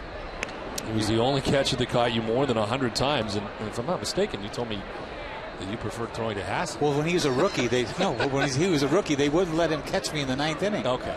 You know, like. So it wasn't you. It was out of your control. It wasn't my control. You didn't say, I want Hassel. I don't like the Steinbach guy. No. Hassel was the one that gave up the home run to Gibson, not me. It's funny because in all the clips I've seen, it was me. It was you. It wasn't me. It was him. So you had nothing to do with it. Yeah, so much for putting in Hassel in the 9th inning. We should have had Steinbach. Right. See, that was the problem. Okay. Wasn't me on the mound. Nothing to do with it. Nothing to do with it. What did you want to throw there? I mean, what piece of cheese? Yeah. So you throw the cheese and it never happens. Yeah, it would have happened. No. He would have swung through it. Does Hassel know this? I haven't seen him in a while. Really, a long time? I've said it many, many times. Well, he probably knows by now that's what you think. You had nothing to do with it. But he pacified me the whole rest of that evening. I'm telling you, he really did. Yeah. I cried on his sleeve. This one tap foul. I thank him for that. And he spent the rest of who wants to be with me the rest of that night? Would you want to? No. You don't want to hang around that guy that gave it up. No. Seriously, that's a long night. And he was with me the whole night and listened to it. The same old stuff over and over again. But it was never said, why did you call that? Right. You didn't say that at any point? I never said anything. I'm just saying it now. Now it's yeah, revisionist history. I took it like a man. Of course. It's been on a few times since. Oh, has it? I've seen it thousands of times. Every time I put on the TV. They have commercials. Little league kids acting like they're Kurt Gibson, right? Going around the base, killing me. Can't get away from it. The 1-2 pitch is outside, 2-2. Anyway, Daisuke lost span on that 3-0 pitch. It's amazing. How do you throw a pitch for ball 4 so far out of the strike zone? When you're just trying to throw a strike. No, he's not going to swing. He missed it by 3 feet.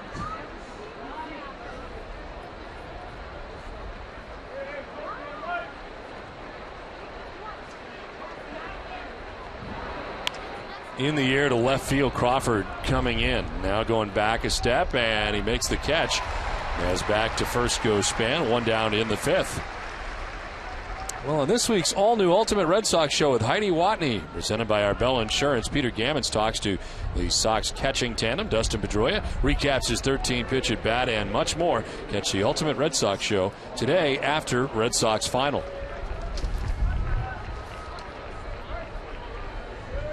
One out in the 5th inning. Denard Span at first base, and Justin Morneau, the batter, he struck out twice against Daisuke, both times swinging. 2 of the 3 Ks that Daisuke has on the afternoon.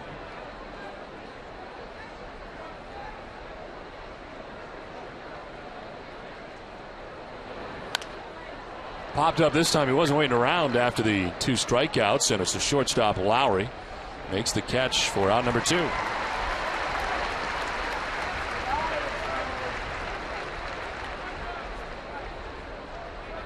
So 2 down here in the 5th, and Jason Kubel coming up.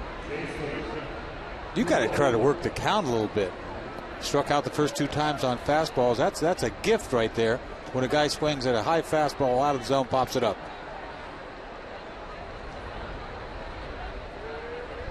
Jason Kubel is 2 for 2 in the game. He's singled in the 1st inning, singled in the 3rd, and knocked in a run now. 14 RBIs for the Twins DH.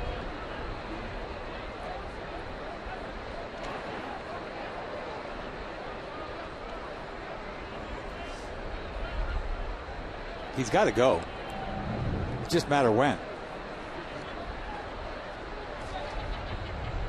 Throw over. And he's back again. Span stole a base in the 1st inning and scored the Twins' first run. And a stolen base from Valencia also in the 1st, so Minnesota with 2 thefts on the day. And throw and a little closer this time, and back again safely.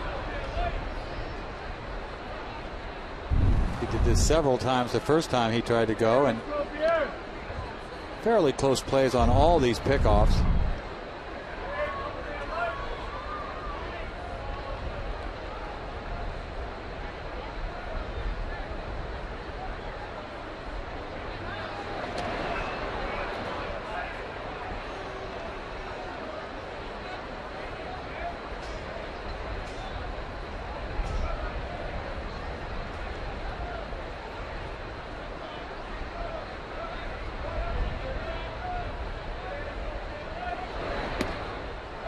In there for a strike. Kubel had to wait a long time to get that first pitch, but he did for a strike. Takes that long hesitation, Dice K, and then delivers. Right when you think that they're going to call timeout, then he comes at you. I think that's a good move. I could never do it, but wait as long as you can, then deliver.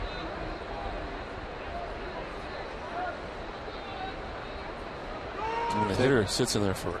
Oh, yeah. Waiting. I mean, drives me crazy watching it, but it works. It's just not good baseball to watch, but you've got to do something. And I think all the Red Sox do it. Beckett does it probably the best. And the longest. And the longest. No one is outside. Veritek hopping up quickly, but Span not going anywhere at first base.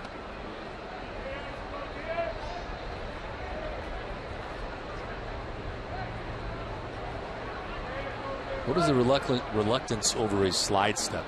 Does it take too much away from the quality of the pitch? Oh, definitely. Yeah, not everybody can do it. Swing and a miss, elevated on the fastball, 1-2. He didn't take long to get rid of this. High fastball out of the zone. Must look good, tempting for these guys, that high fastball.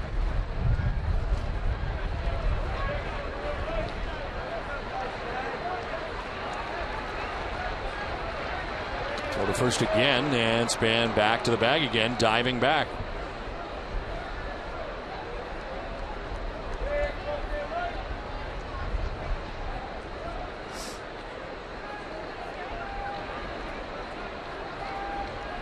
Kubel 2 for 2 on the day, waiting on a 1-2 pitch.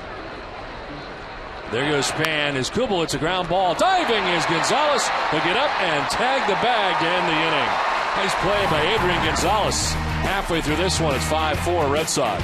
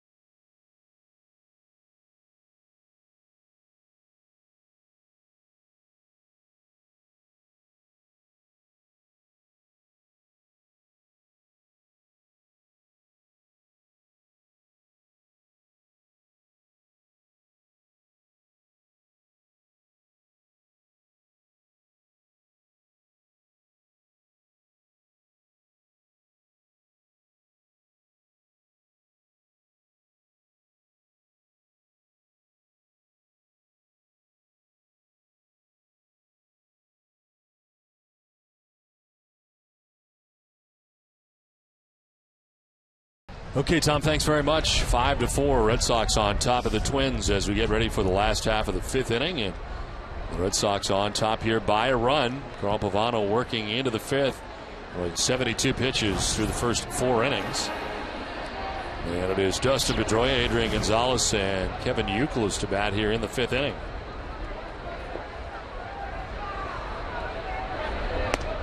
As Pedroia takes ball 1. Dustin grounded out to second base in the 1st inning. Walked and scored in the 3rd inning. Red Sox have 7 hits in the game. During this bad streak for Pedroia, he still gets his walks, and his on-base percentage is still, what, 350? So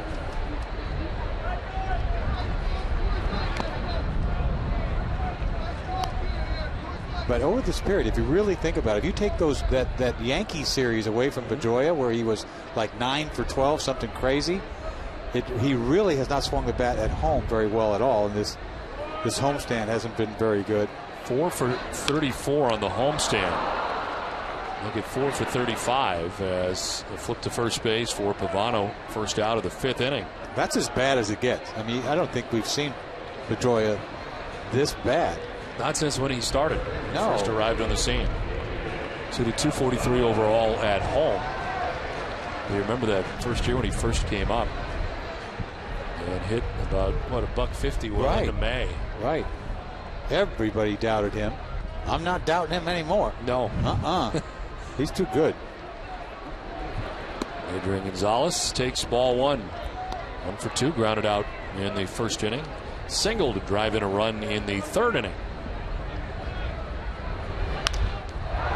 Lifts it to left, opposite field. It is up and it is gone. Off the stanchion, a home run for the birthday boy, Adrian Gonzalez, on his 29th birthday. It's home run number 4 of the season and puts the Red Sox on top 6-4. Another opposite field shot for Adrian Gonzalez. Get used to it. It's like no big deal. It's like flicking a ball to left field for a base hit, but it's a home run. I mean, try to picture this guy in this ballpark. This ball running away, down and away. Just puts his patented swing on this ball. Just drives this ball up high in the air to left field.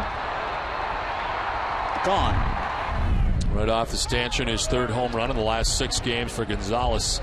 The power is back. And then today hitting at 303 as the pitch away to Youkilis, 1-1. And Gardenhire repeating the swing of Adrian Gonzalez. I think all those balls that died on the warning track at Petco Park won't here at Fenway. We're not the only ones to see him swing and go, look at that swing. It's so pretty. It's just one of the prettiest swings in the game. Fouling out of play. Hess and Hess Express are proud sponsors of the Red Sox and the Red Sox on Nesson. During the 2011 Red Sox season, Hess and Hess Express will donate $500 to the Red Sox Foundation for every Red Sox home run. Hess and Hess Express committed to helping the cause. Youkilis in the left for a base hit. His 2nd hit of the day. Hughes getting it going. You see a double the first time up, right down left field line. He gets his slider. Not that bad a slider. Down and away. Look at him. Hook that ball. When he's doing this, he gets hot. Not a full swing. Just down there and hooked it over the shortstop. He's been hot at home. A .339 average here at Fenway Park. In 2011. 5 hits in the series against the Twins. He's at first base with 1 down for David Ortiz. Inside corner for strike 1. There's Big Papi looking back at Chad Fairchild. Got to have somebody warming up in the bullpen because this Pavano has had nothing all day. There's Burnett, who had been up earlier.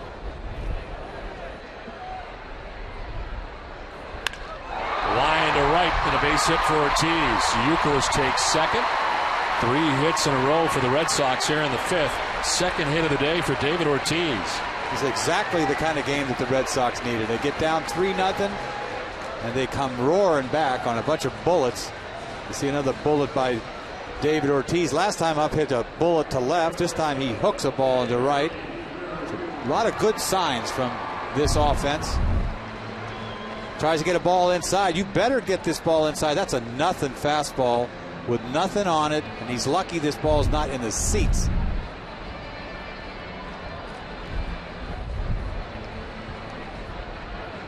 Boston Red Sox baseball on NESN is brought to you by Eastern Bank. Commitment, compassion, and love of the game.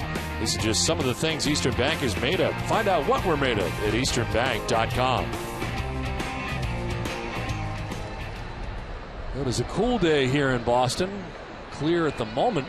Lights on at Fenway Park, and Red Sox have a 6-4 lead. Looking for more here in the 5th inning off Carl Pavano. Home run in the inning by Adrian Gonzalez. Singles for Youkilis and Ortiz. Look at the line for Pavano, who works out of the stretch here and deals with J.D. Drew. On the ground towards short. Plouffe will flip to second for one, on to first, and it gets away. From third base comes Youkilis. He will score, and the Red Sox take a 7-4 lead.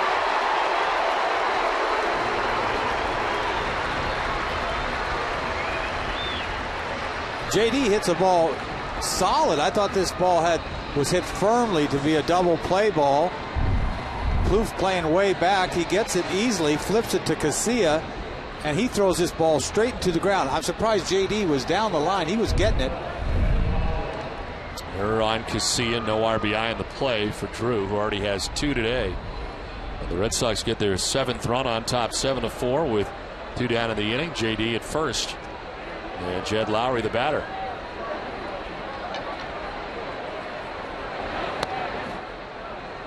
Lowry popped out to his counterpart at shortstop Trevor Plouffe in the 2nd inning. Flied out to center in the 3rd.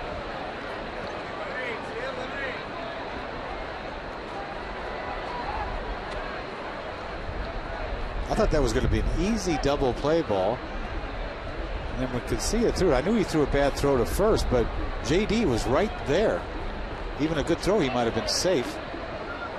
He's getting down the line. Outside 2-0.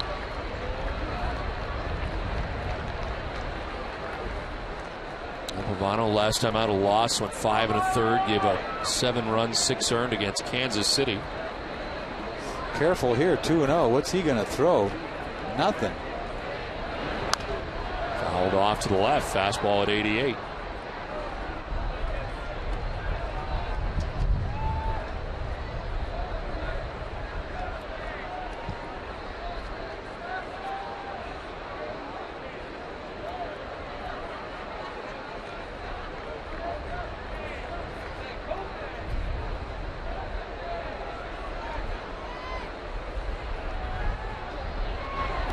In the dirt, gets away from Butera as Drew will take second base.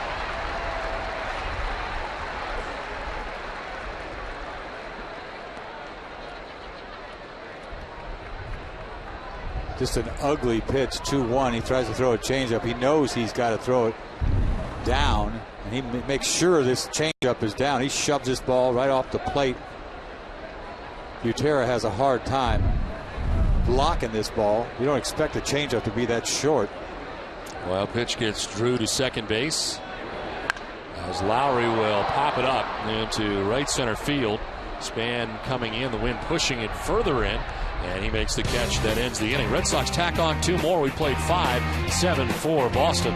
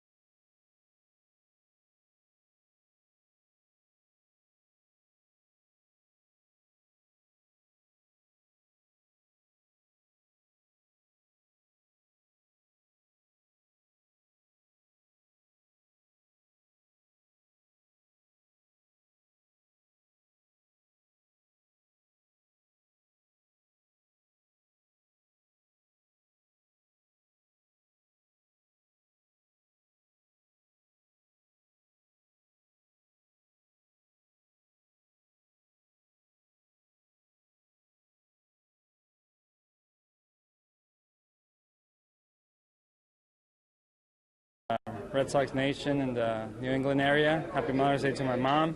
Feliz Día de las Madres. Ojalá tengan un gran día y que Dios los bendiga a todos. Happy Mother's Day. Well, Adrian Gonzalez enjoying his birthday today as well, and enjoying it with a home run as part of the bottom of the 5th inning.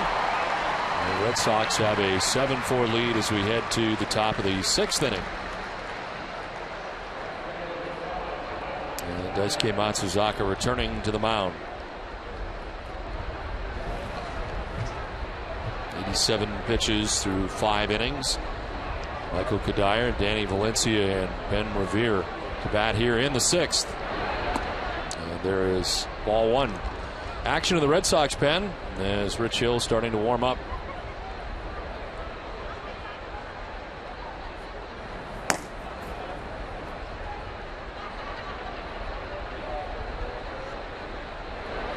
This one fouled off. Always great to see Wally's mom there at Fenway Park for Mother's Day. With the lips. Is beautiful.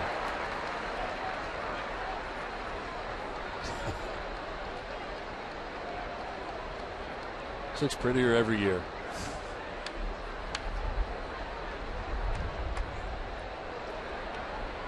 The 1-1 is a strike over the outside corner.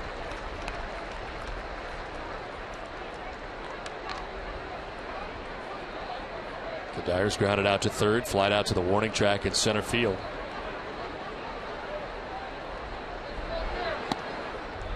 Two and two. Well, Daisuke kind of wondered about him through the first inning. He gave up 3 runs in the first through 34 pitches. He threw 49 through 2. And here he is in the 6th inning, as he's been economical and has only given up 2 hits since the first. There's a pop up, playable for Varitek. Takes the mask off and makes the catch for the first out of the 6th inning. Let's check in with Heidi.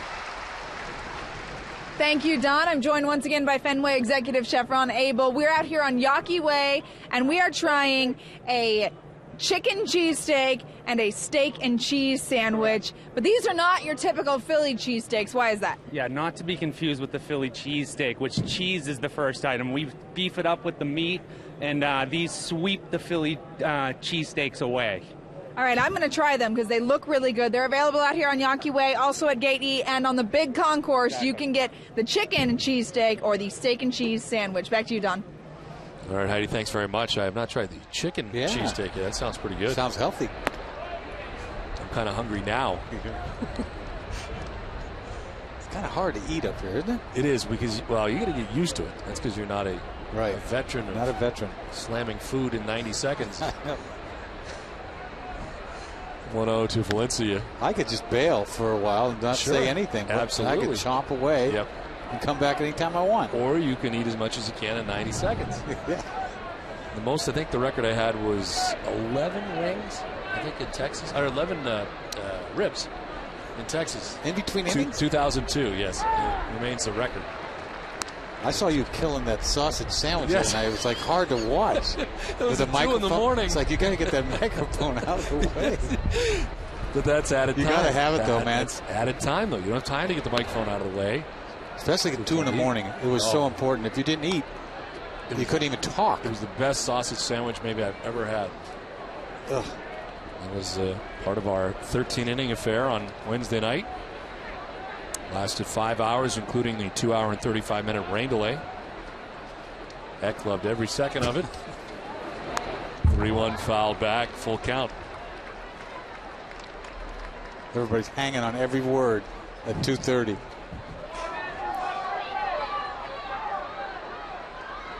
The latest Red Sox game ever played prior to that was till 2:32 a.m.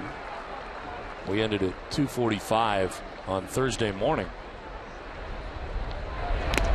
Swing and a foul tip held onto by Jason Varitek. There's strikeout number 4 for Daisuke. 2 down in the 6th inning.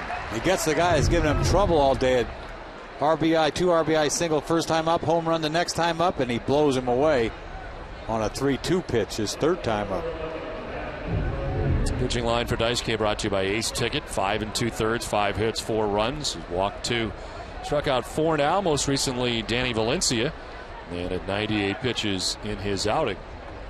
61% strikes today.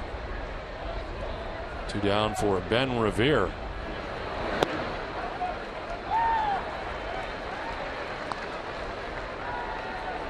Revere fouled out in the first inning, flied out to left in the 4th inning.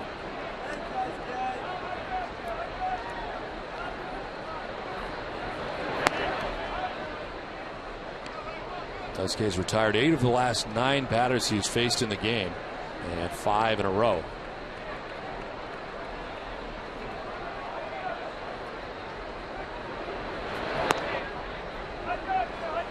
Well, you got to give Dice K credit after that tough first inning. Didn't hit the ball all that hard off him, a couple of cheap runs, and then just the home run to Valencia since that time. Only 2 hits since the first inning. Here's a fly ball hit pretty well out towards left center, but it's hooking back towards Crawford. Look out. And as Ellsbury steps right in front of him and makes the grab out there to end the inning. 1-2-3-6, the 7-4 Red Sox lead.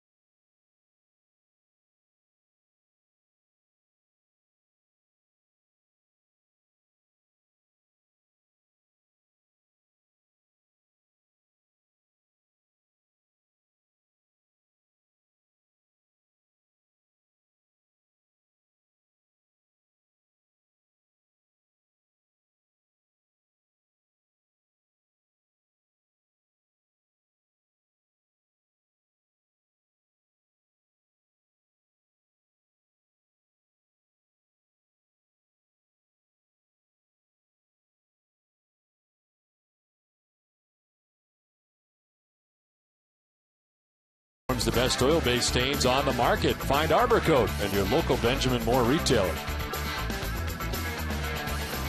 Now it is 7-4. The Red Sox on top of the Twins as we head to the bottom of the 6th inning. This call to the bullpen is brought to you by New England Ford dealers. And the new pitcher is Alex Burnett, who's been up twice in this game. Burnett called up from Rochester at the end of April on April 29th. His 7th appearance, 0-1 with a 6.75 earned run average. And it's hitting at 350 against him.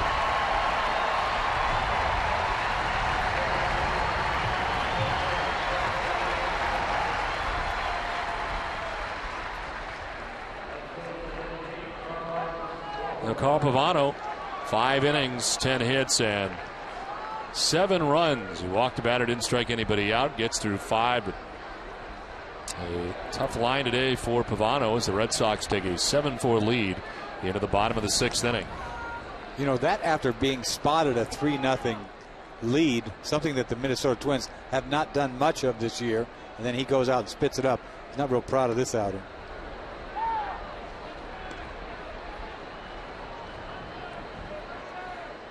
Pavano coming into today's outing 2-3 with a 5.84 ERA.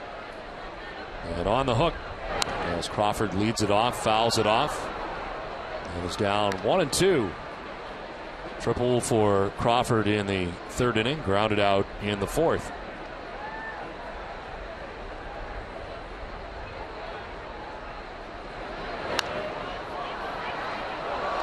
Red Sox have action of their own. Matt Albers is up and warming in the pen. We've gotten to that area of the game that I imagine, barring extra innings or anything wild, unforeseen here, that John Lackey would not be part of this equation, although he was in the pen and apparently available. Well, he's good to go right now. He's not going to be in this game. The guy missing is Jenks. You know, if you talk about 7, 8, 9. Right. On the DL, as well as Dan Wheeler. 1 career relief appearance for John Lackey, incidentally, and you got to go back to 2004 when he was a member of the Angels.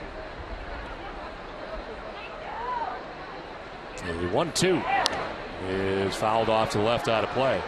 Lackey probably can't back out there and redeem himself after the last start against his old teammate. He got knocked around by the Angels, which was a difficult day after that 13-inning game. That was really a rough one. 1-2, a swing and a miss as Crawford strikes out. That's just the first K for Twins pitching, and it comes for Alex Burnett. See a little fastball down and away. Pulls off a little bit.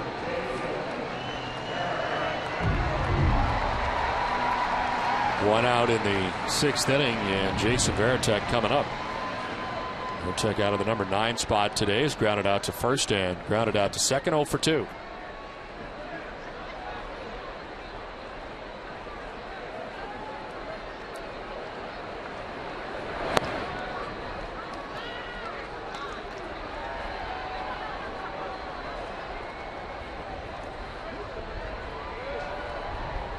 Fourteenth start of the year behind the plate today for Jason Varitek as he takes ball 2, 2-0. And he caught all of that 13-inning game. Yes, he did. Saltalamacchia pinch hit for him in the 13th.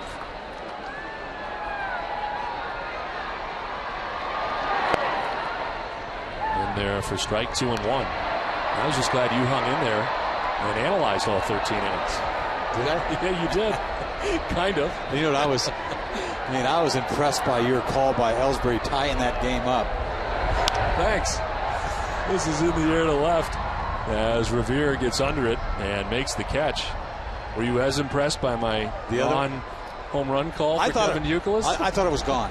I really did. Obviously. And we can go home. It's off the wall. No, we can't because it's off the wall. Anybody could have made that mistake. We wanted to go home so badly. We were cheering.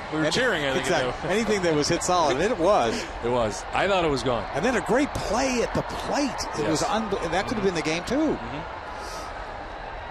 Off the bat, I thought it was gone, and then even halfway there, I thought it was still gone. So I started into my, we could all go off the wall.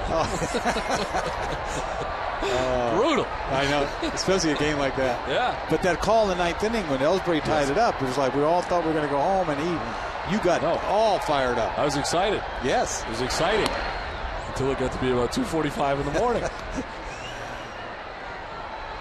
And they lost. That's not as exciting. No. I mean, it's hard to get fired up. It just really is.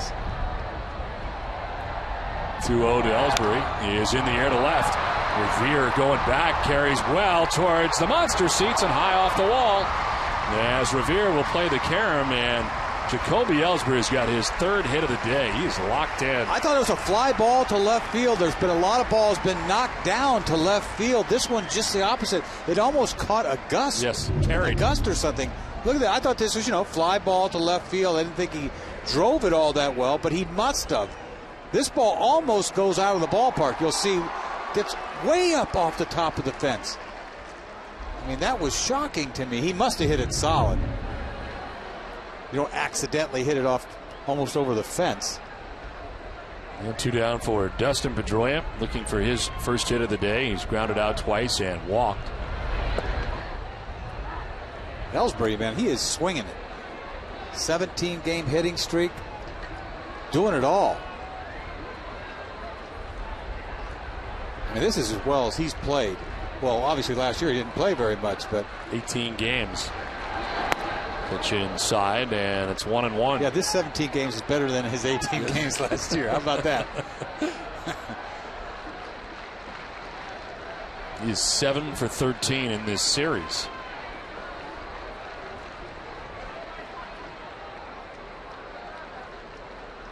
A 1-1 to Pedroia.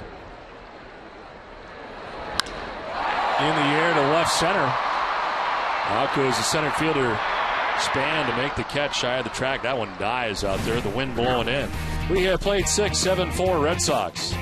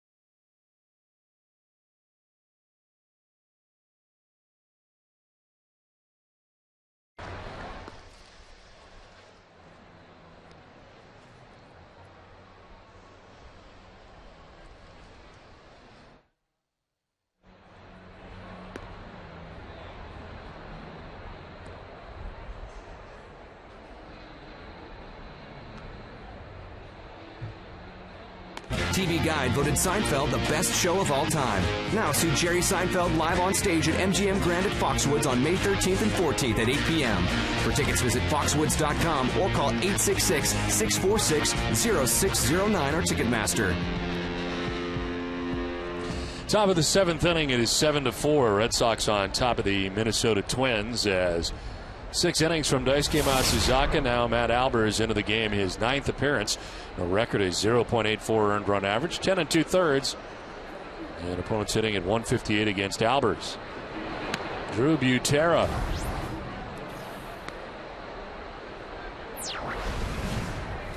Leads it off here in the 7th inning, 0 for 2. He's done the same thing twice today. That's fly out to Red Sox left fielder Carl Crawford.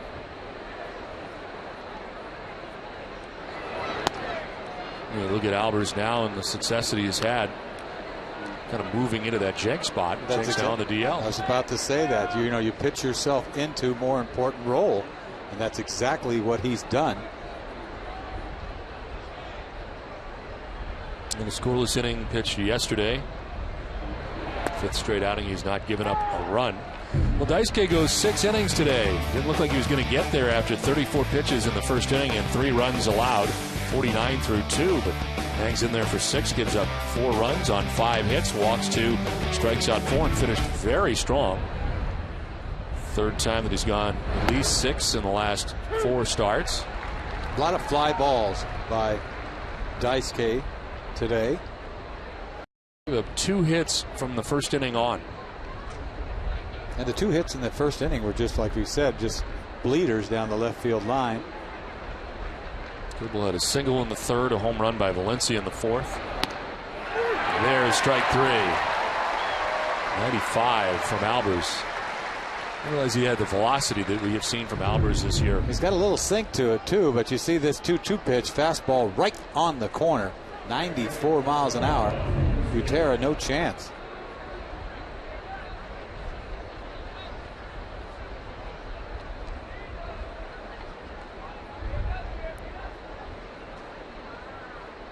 One out in the 7th inning. Alexei Kasian on the left side.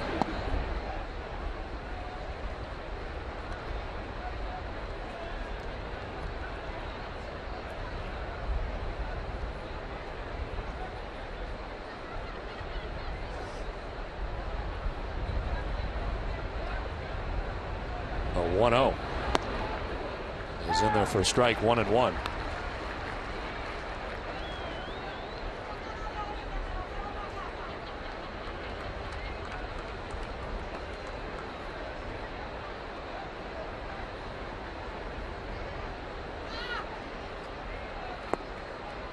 Ball 2, 2-1.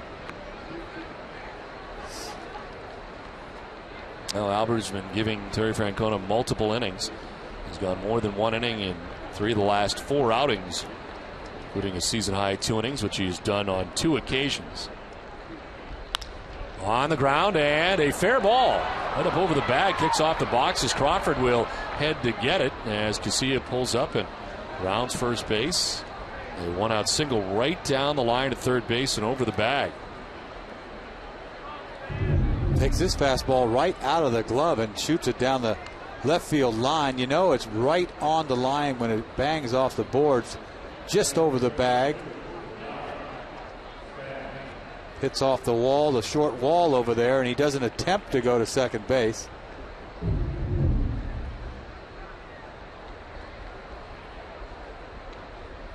So Denard Span, the batter, 1 out, Casilla at first base. Span singled back in the first inning. There's strike 1. Action in the Red Sox pen again. Rich Hill is up again. They've been up earlier in the game.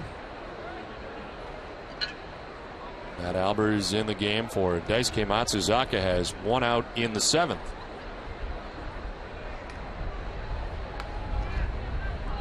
We got Morneau and Kubel coming up, not 3 hitters from now.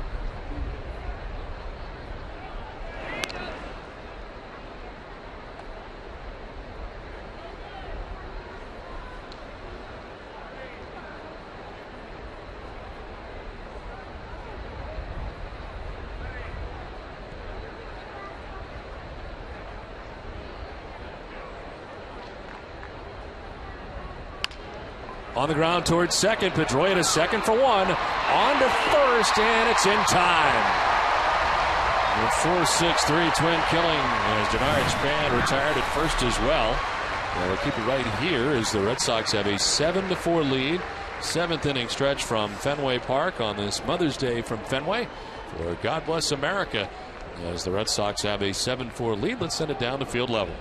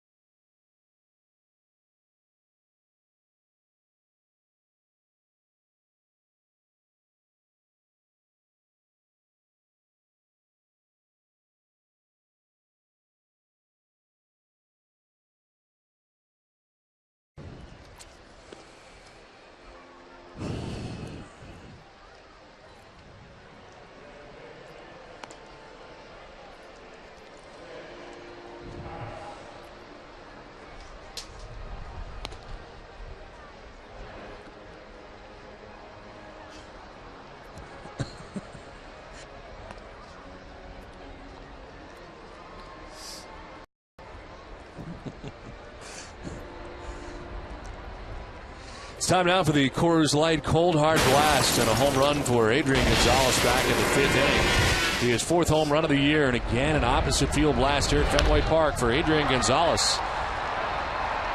Frost brewed Coors Light, the world's most refreshing beer.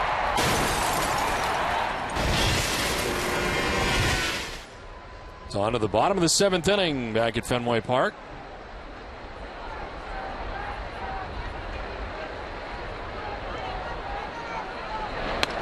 And a pitch inside for ball 1 from the new pitcher, Jose Majares. Into the game here for the Twins, his 15th appearance, 0-0 with a 4.32 ERA. 8 1/3, 6 hits, 7 walks, 7 Ks. Opponent's hitting at 207 against him as he misses up high. You see those 7 walks. It's a lot. Glaring. He reminds me of Dennis Reyes when he first walked into the game from a distance. Pitcher that the Red Sox had briefly. The other former Minnesota Twin. Opposite field again. Revere back, and this is going to grab some wall. Off the ricochet, Revere gets it back in quickly, and Gonzalez held to a very long single. Up onto that wall for his 3rd hit of the day. Just to stay in shape, hit the ball off that wall. Something we've all expected for a long time. 2-0 pitch right there. Same hack. Almost looks like identical to the home run swing last time up. This ball hits the top of the scoreboard, sort of stays there for a while. Doesn't attempt to go to second base. It's kind of hard to hit 50 doubles if you haven't got a lot of speed and the balls come off that wall.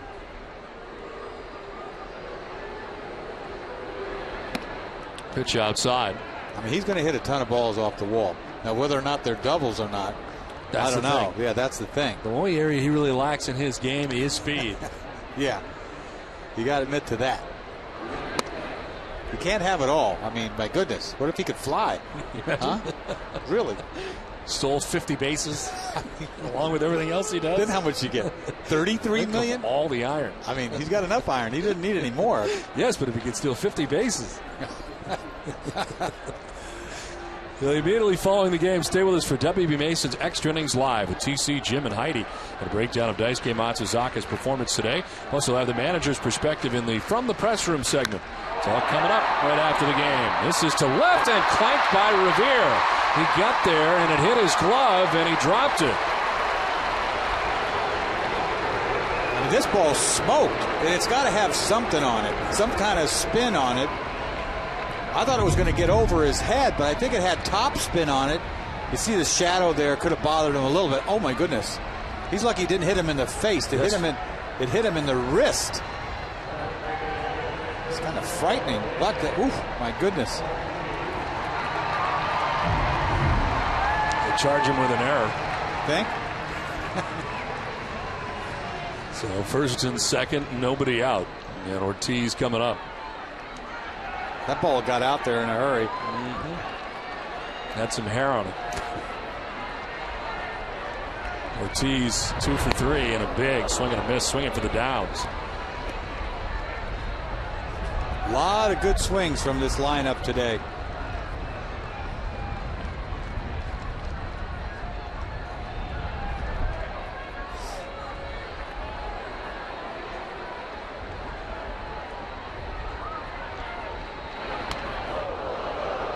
Dunkin' Donuts is in its 13th year of hosting local youth groups and charitable organizations in the Dunkin' Dugout, special seating section here at Fenway Park.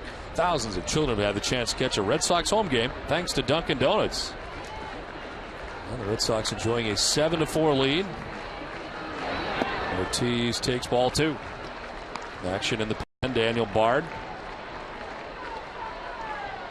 takes a look at who he may be facing when he comes in. That's cute. I've never seen that. Huh? A little book on the hitters? Man. A little advanced scouting. This is to center. Span back to make the catch. The first out of the inning, no advance for the base runners. You didn't have that when you were getting ready to come into the game? No, it was all in my brain. It was all in that brain. All in Denny's head. I knew everything there. You have to tell me nothing.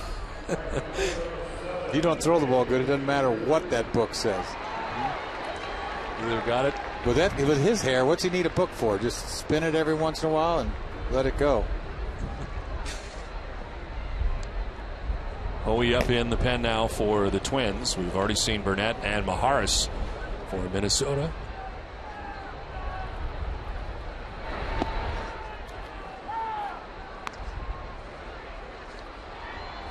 Ortiz hit the ball hard today. Left field, right field, bullet to center field. Drew today, 1 hit, 1 for 3 in the game. And it's a ball and a strike to Drew. JD with 2 RBIs today, now 8 on the season as the shadows start to creep towards the home plate area.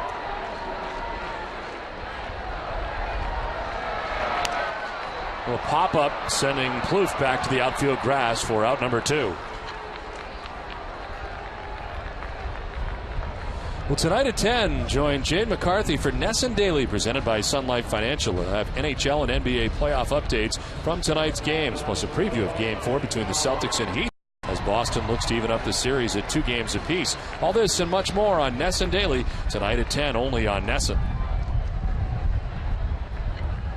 2 outs in the 7th inning, 2 on, and Jed Lowry, the batter. 0 for 3 today. He's popped out to short and twice to center.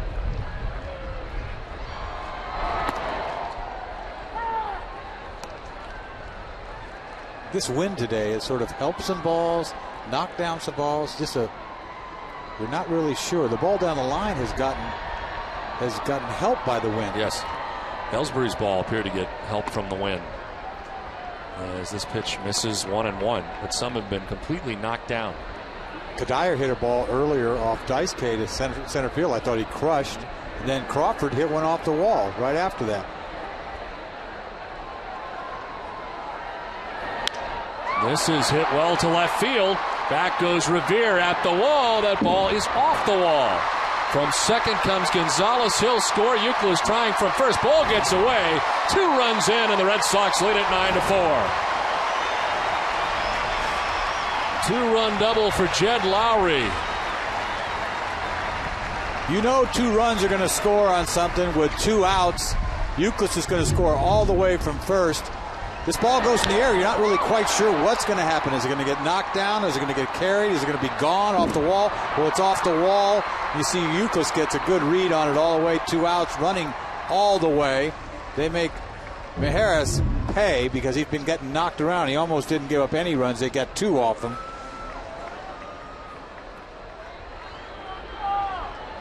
Five extra base hits today for the Red Sox. More recently, a double for Lowry. 2 runs in, and now Carl Crawford. Breaking ball fooled him as he gets in there for a strike. He was bending out of the way. Crawford tripled and scored back in the 3rd inning, sent on a ground out and a strikeout.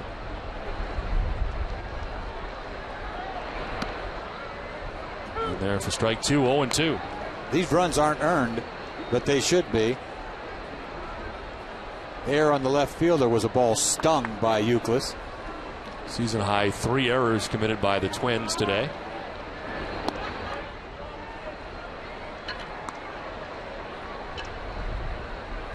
And in this inning, Ben Revere. Still thinking about it.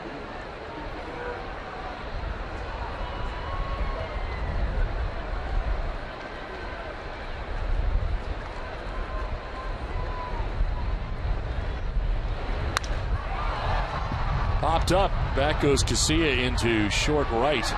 And he'll make the catch. It ends the inning. The Red Sox scored 2 more at the end of 7. It's 9-4 Boston.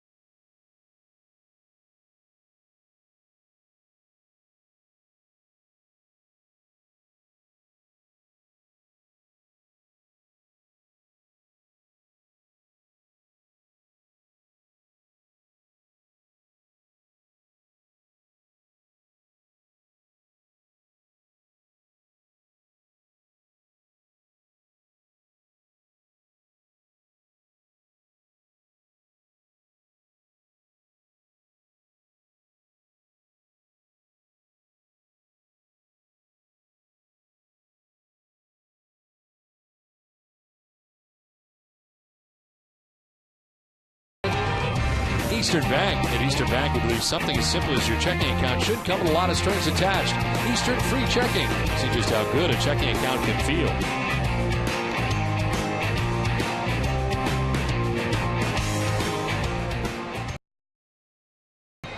(9-4) Red Sox on top of the Twins as we head to the 8th inning. And more Matt Albers back on the mound for his 2nd inning of relief.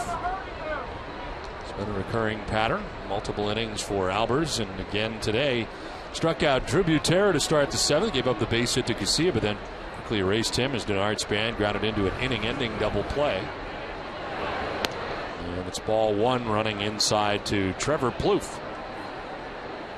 And you have to have a couple of guys in the bullpen that you can go to for a couple of innings. You know, you go out there, you got 7 bullpen guys, and sometimes a lot of them are really 1-inning pitchers. You see that with a lot of teams. Not the case for Albers. He had multiple innings many times with the Orioles last year, so it's not like something you're making him do that he hasn't done. But I'll tell you, Bard probably would be in this game if it was 7-4. We saw him warming up. He sat back down after the 2 add-on runs. In there for a strike, and it's 2-1. There is action in the pen for the Twins. Joe Nathan, who we saw earlier in the series. And they're trying to ease him back in again. 2-1 is in the air to shallow right. Could be trouble. In comes Drew, and this will fall fair. Jumps up into the seats for a ground rule double. Trevor Plouffe, well placed down the right field line. Poof. It's a poof down the right field line. Nicely placed. This is an ugly thing to watch when you're a pitcher. Ball gets in on him a little bit. Ball's in the air a long time, and you can tell no one's going to have a chance. Yeah, you can see it all the way. Right, and it bounces and goes into the seats. It's like, oh. Luckily, it's a 5-run game, but it's still an ugly thing. Mm-hmm.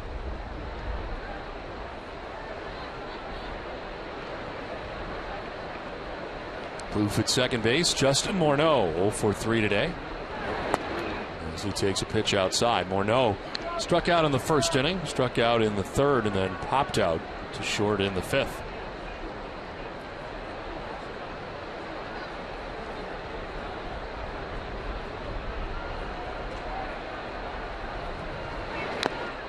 Swinging a foul tip, 1-1.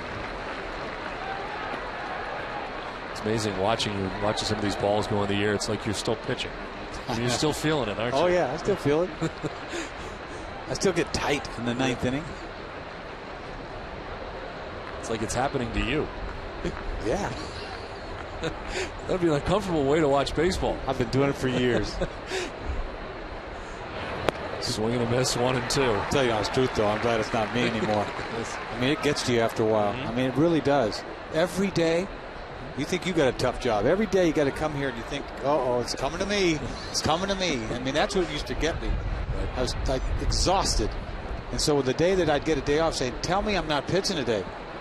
Because I don't want to be nervous anymore. I give. Swing and a miss. Morneau has struck out again. 3rd time today. He's 0 for 4.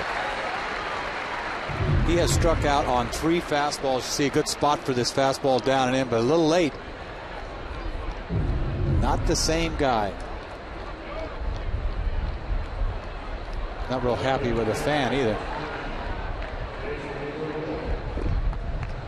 One out here in the 8th inning, and Jason Kubel coming up.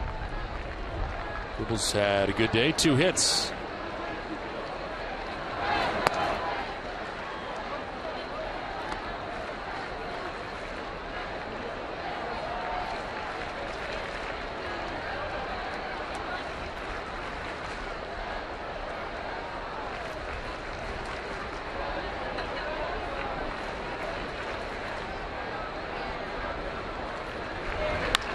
In the air to left field. Carl Crawford going back. This will be off the scoreboard and by him.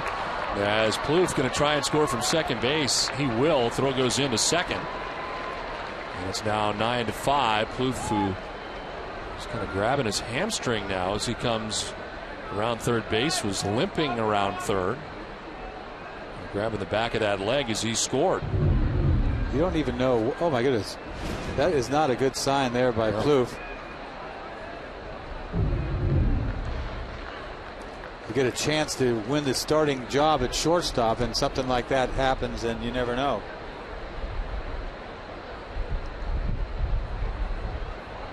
It's only the 2nd run Matt Albers has given up this season. A run here in the 8th. Well, it's time now for a look at the road ahead, brought to you by Safeco Insurance. Josh Beckett takes the mound tomorrow in the series finale with the Twins. Beckett allowed just 1 hit through 4 1/3 innings on Wednesday against the Angels before the game went into a rain delay. Beckett is a perfect 2-0 at Fenway this season with a 0.47 ERA in 3 starts. Live coverage begins tomorrow at 5:30. It's right here on NESN.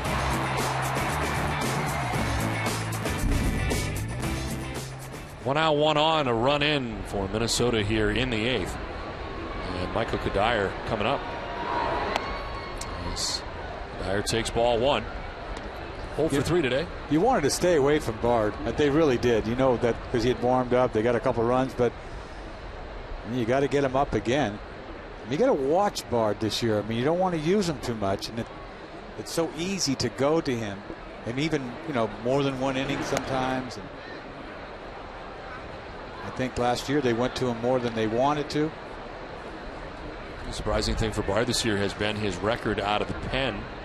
And so far 0-3 to begin the year.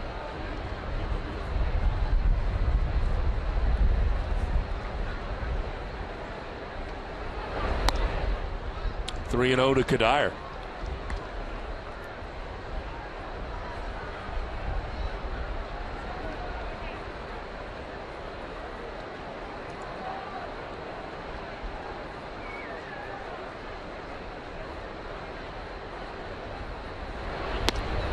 There's a strike, 3-1. Dice K today, 6 innings, 5 hits, 4 runs, walked 2, struck out 4. And leaves with a chance to get his 3rd win of the year. Matsuzaka coming in at 2-3 into this outing today. 3-1. Chopped down the third baseline, foul. Coming up after the game today, it's Granite City Electric Red Sox final with TC, Jim, and Heidi. The final word from Fenway and a preview of Josh Beckett's start tomorrow as the Red Sox wrap up their 11-game homestand. Plus all the highlights from around the majors. It's all coming up right after the game, only on NESN. And it is live on Yawkey Way today.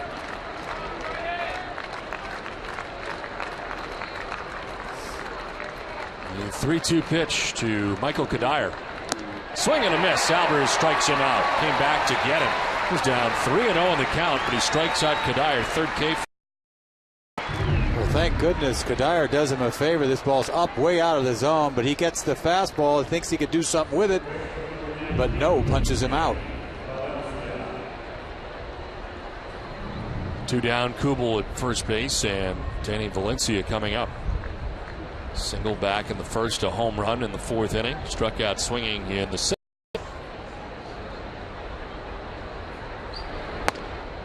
Same pitch inside. And Veritek a little coaching, pointing to that shoulder as he made that last catch. The ball's hot coming in there. A lot of movement on it. If he doesn't stay on top of it, it flattens out and runs too much.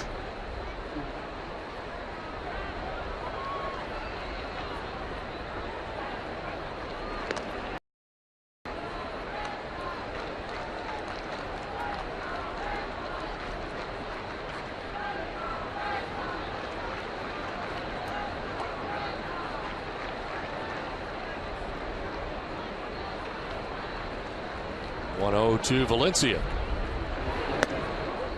Up high, 2-0.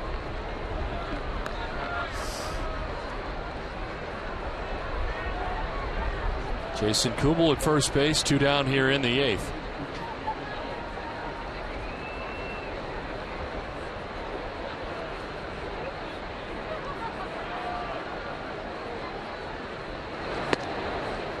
And there for strike 1, 2-1.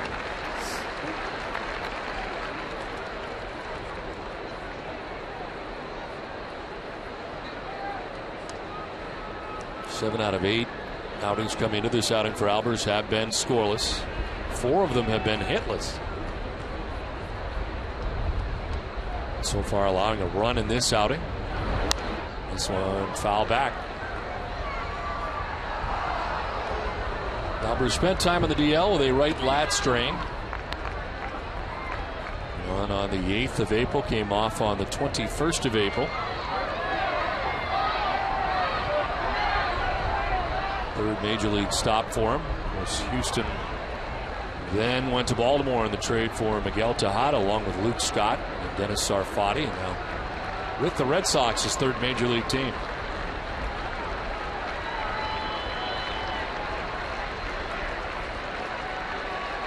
Two-two pitch.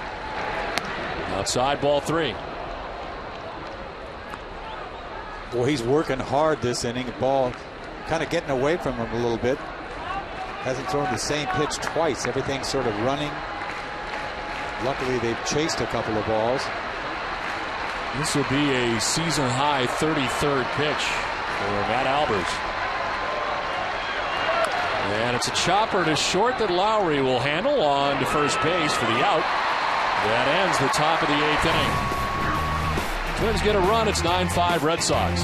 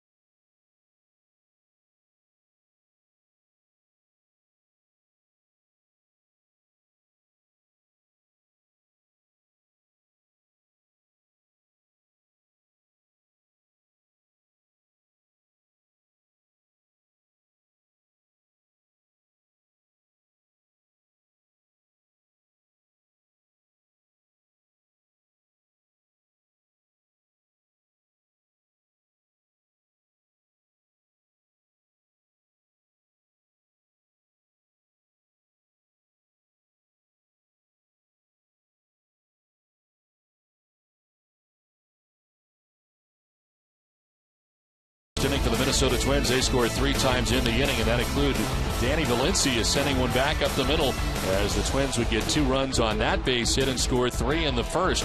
Carl Crawford, however, with a triple in the 3rd inning to start a big 4-run rally for the Red Sox in the 3rd. And later on, Adrian Gonzalez on his 29th birthday able to hit a home run in the 5th inning. His 4th home run of the year, another opposite field shot as the Red Sox take a 9-5 lead into the bottom of the 8th inning. We saw Trevor Plouffe come up lame coming around the bases last inning. So in at shortstop now is Tolbert for the Minnesota Twins. And a new pitcher for Minnesota as Joe Nathan comes into the game. 4th pitcher of the day for the Twins. His 12th appearance overall, 0-1 with a 9.00 ERA. He got 3 saves in his first 3 tries and then blew 2 against Tampa Bay and requested coming out of that role for a little while he tries to figure it out, fresh off Tommy John surgery. They've been using Matt Capps, who they used in his absence last year to close games, and Nathan coming into games like this that are not close games. Well, everybody talked about him not being the same guy after coming off Tommy John. We saw him the other night. Velocity, 91? Breaking ball, very inconsistent. This is a guy that had one of the best little sliders in the game for many, many years. On the ground, foul. A guy that I think closed for so long with really no fanfare. I mean, a lot of guys, everybody talks about Rivera all you want, but he's been right there over, the 5 or 6 years that he's been. 6 straight seasons prior to last year with at least 30 saves in each.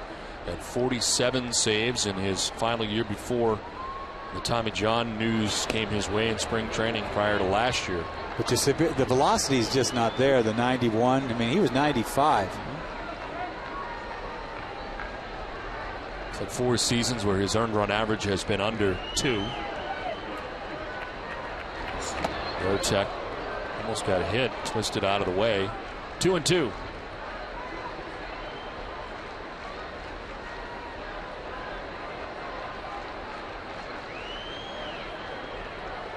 You're right, though. Not a lot of fanfare. No, not at all.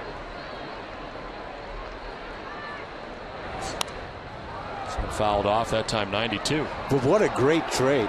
This will always be one of the greatest trades that they ever made. Minnesota, I think they sent Brzezinski to San Francisco, and look what they got in return. They got Luriano. They got Nathan. Right there, that's enough. But some of those trades that are made, you don't think much of it at the time. They give up a lot of players for somebody. Vortex strikes out. breaking ball that time from Nathan for the first down in the bottom of the 8th. Well, he takes something off this breaking ball in a real good spot. It's almost a curveball going down. Veritek way out front.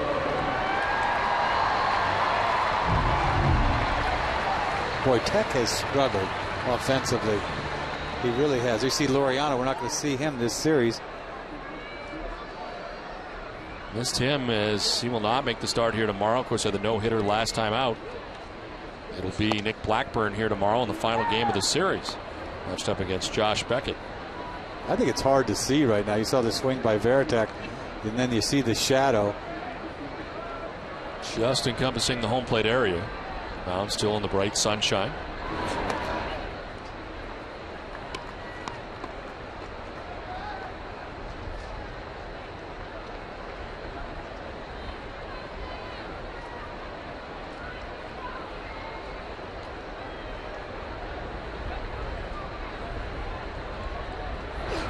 Swing and a miss. 1-2.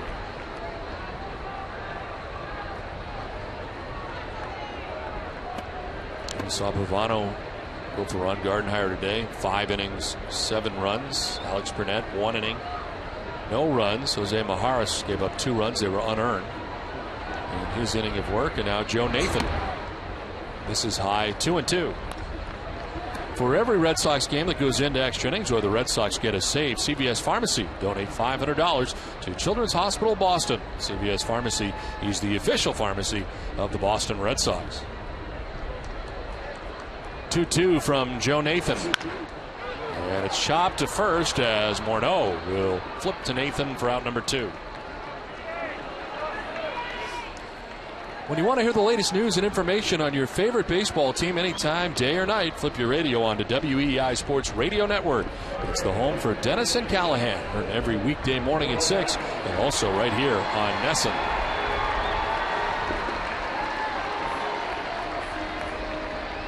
Two outs in the 8th, and Dustin Pedroia, the batter. Red Sox have banged out 13 hits, and Pedroia does not have one today. 0 for 3 with a walk. He has scored a run.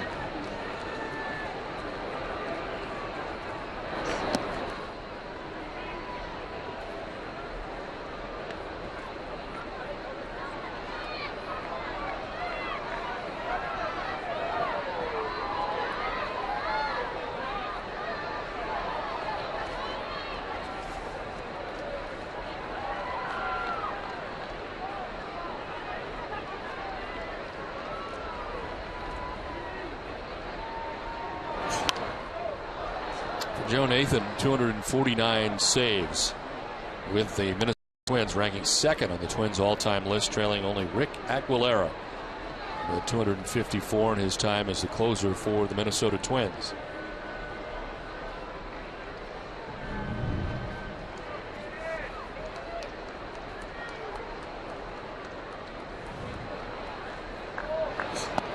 Outside and low, 2-1. Creeping up slowly on that velocity. 93 now from Nathan. The other night he was at 90, 91. So yeah, you wonder how long it takes. And then you see some guys come back after a year and they're throwing what? Harder than they did before. This is into left field, a base hit. Good sign for Pedroia. Well, he'd been 0 for 3 on the day. Boy, did he need this hit. He gets a fastball middle, and I tell you what, he hasn't shortened his stroke. He is still attacking the baseball. That'll help your personality. So a 2-out single for Pedroia. Everybody in the Red Sox order has at least 1 hit, with the exception of Jason Veritek today. And here's Adrian Gonzalez. He's got 3 hits today, including his 4th home run of the year, an opposite field shot back in the 5th. And a swing and a miss.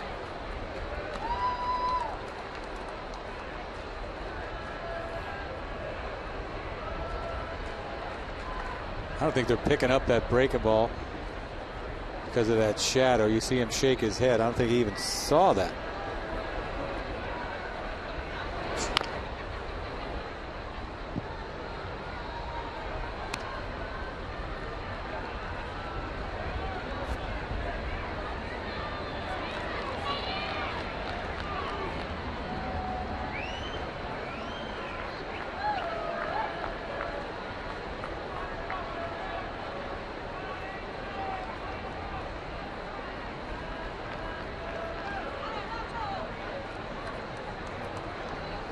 0-2 pitch. Very high, not chasing 1 and 2.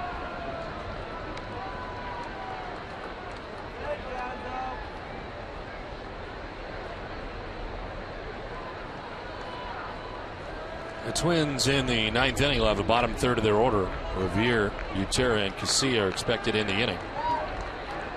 At the very least, dealing with a 4-run deficit as Gonzalez had a tough at bat that time. Fooled and strikes out. We head for the 9th inning. 9-5 Red Sox. Bard will be on.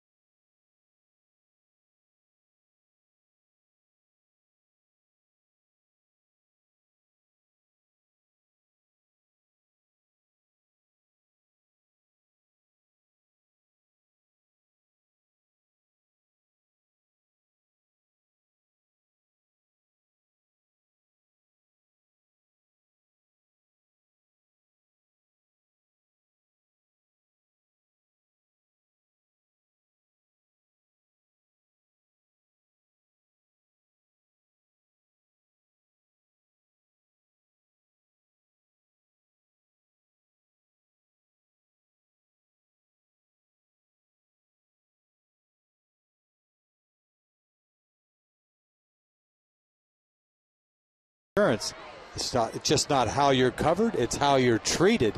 And we'll go back to the 3 punch-outs by Daisuke. You see Morneau, fastball right by you. You see Morneau again, a high fastball. He chases. And then Valencia, another fastball right by you. Saw you the kind of velocity and movement that he had on his fastball today, Daisuke. 3 of the 4 strikeouts that he had. We play on to the 9th inning, 9-5. Red Sox on top in the Major League debut for Jose Iglesias in the game for the Red Sox. We saw him, of course, in spring training each of the last 2 years. An extremely gifted defensive player, and called up from the Pawtucket Red Sox with Marco Scudero placed on the DL today. So his chance here to play in a Major League game for the first time as a defensive replacement in the 9th inning. And the new pitcher for the Red Sox, the third of the day, is Daniel Bard. 17th appearance, 0-3 with a 2.70 earned run average. Opponent sitting at 211. He's got 16 Ks in 16 2/3 innings. And in behind him, since this was kind of his side day and probably just getting some work here, is John Lackey. It's not such a bad thing. That's probably why he went down there, just in case he didn't throw, he would find his way to throwing. And it does not appear that he'll be used today. He can go through his normal side day in preparation for his next start, which will be in Toronto. Ben Revere is batting here with a count of 1-1. Little number, Veritek, and a fair ball out to get it. Fires to first for out number 1. Nice aggressive play by Veritek to get out there and clear the runner, and throws out Revere, 1 down in the 9th. You see a little number right off the plate. Skies this ball, but right to Veritek to make an easy play for him. On to Gonzalez for an easy out.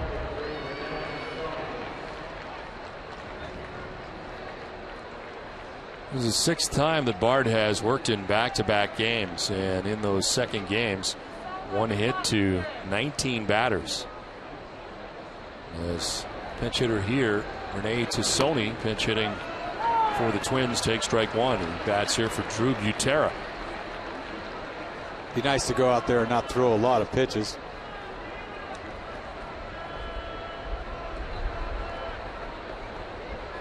So when he got a start yesterday, tried to hold up, it goes around 0-2.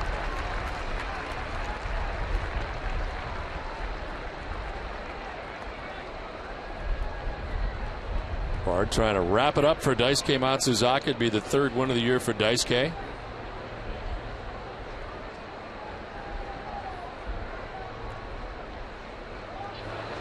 They elevate. Tassone doesn't chase. 97 from Bard, 1-2.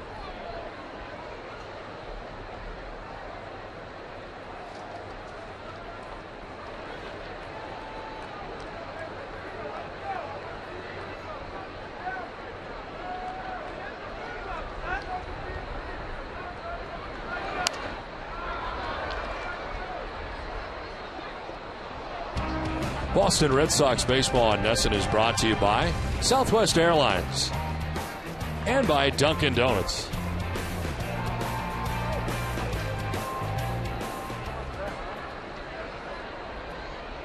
Fourth time this season the Red Sox have scored 9 runs in a game, which equals a season high for the Red Sox. 1-2, and he's able to hold up apparently. 2-2. Tassone pinch hitting in the 9th. Well, I've seen everything from Bard. You know, he doesn't just go out there and throw gas, even though he could. We've seen it all. We're going to see a change up here.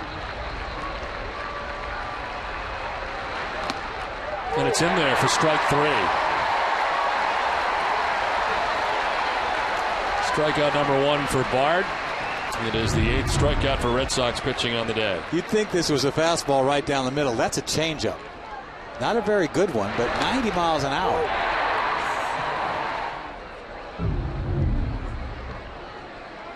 Bad location, really, middle, but throws him. So 2 down here in the 9th, and Alexei Casilla the batter. So he takes ball 1. Casilla got a base hit to left field in the 7th inning, a 1-for-3 day. Twins had a 3-0 lead after half an inning today. Heading to Daisuke quickly. A complete post-game reaction coming up after the game on Yawkey Way. Pitch in there for a strike, 1-1.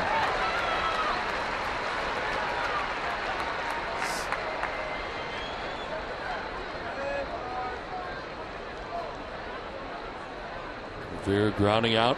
A tapper in front of the plate. Tassone striking out. Now 1-1 pitch to Alexei Casilla. On the ground to shortstop. Iglesias, his first try in the majors, is good. And that will end the ball game as the Red Sox take game 3 of the series against the Twins. A 9-5 Red Sox win. And heck, today a tough start for the Red Sox, going down 3 runs in the first, but Daisuke gets through it, and the offense helps him out too. Well, the big sign is the offense. You know, getting down 3-0 and facing a guy like Pavano, a good 17-game winner last year. They come out and they get 7 off of him, knocked him all over the ballpark. And Daisuke, you know, came back from that first inning and pitched real well and got them into the 7th inning. Once again, the bullpen did their job. Bard finished it off. But to me, this game is about offense. A lot of guys swung the bat well. You see Gonzalez hitting another opposite field home run. Everybody hit the ball hard today. 8 guys got into the fun. Baratek may have been the only guy who didn't get a hit, but good offense. We're back with more from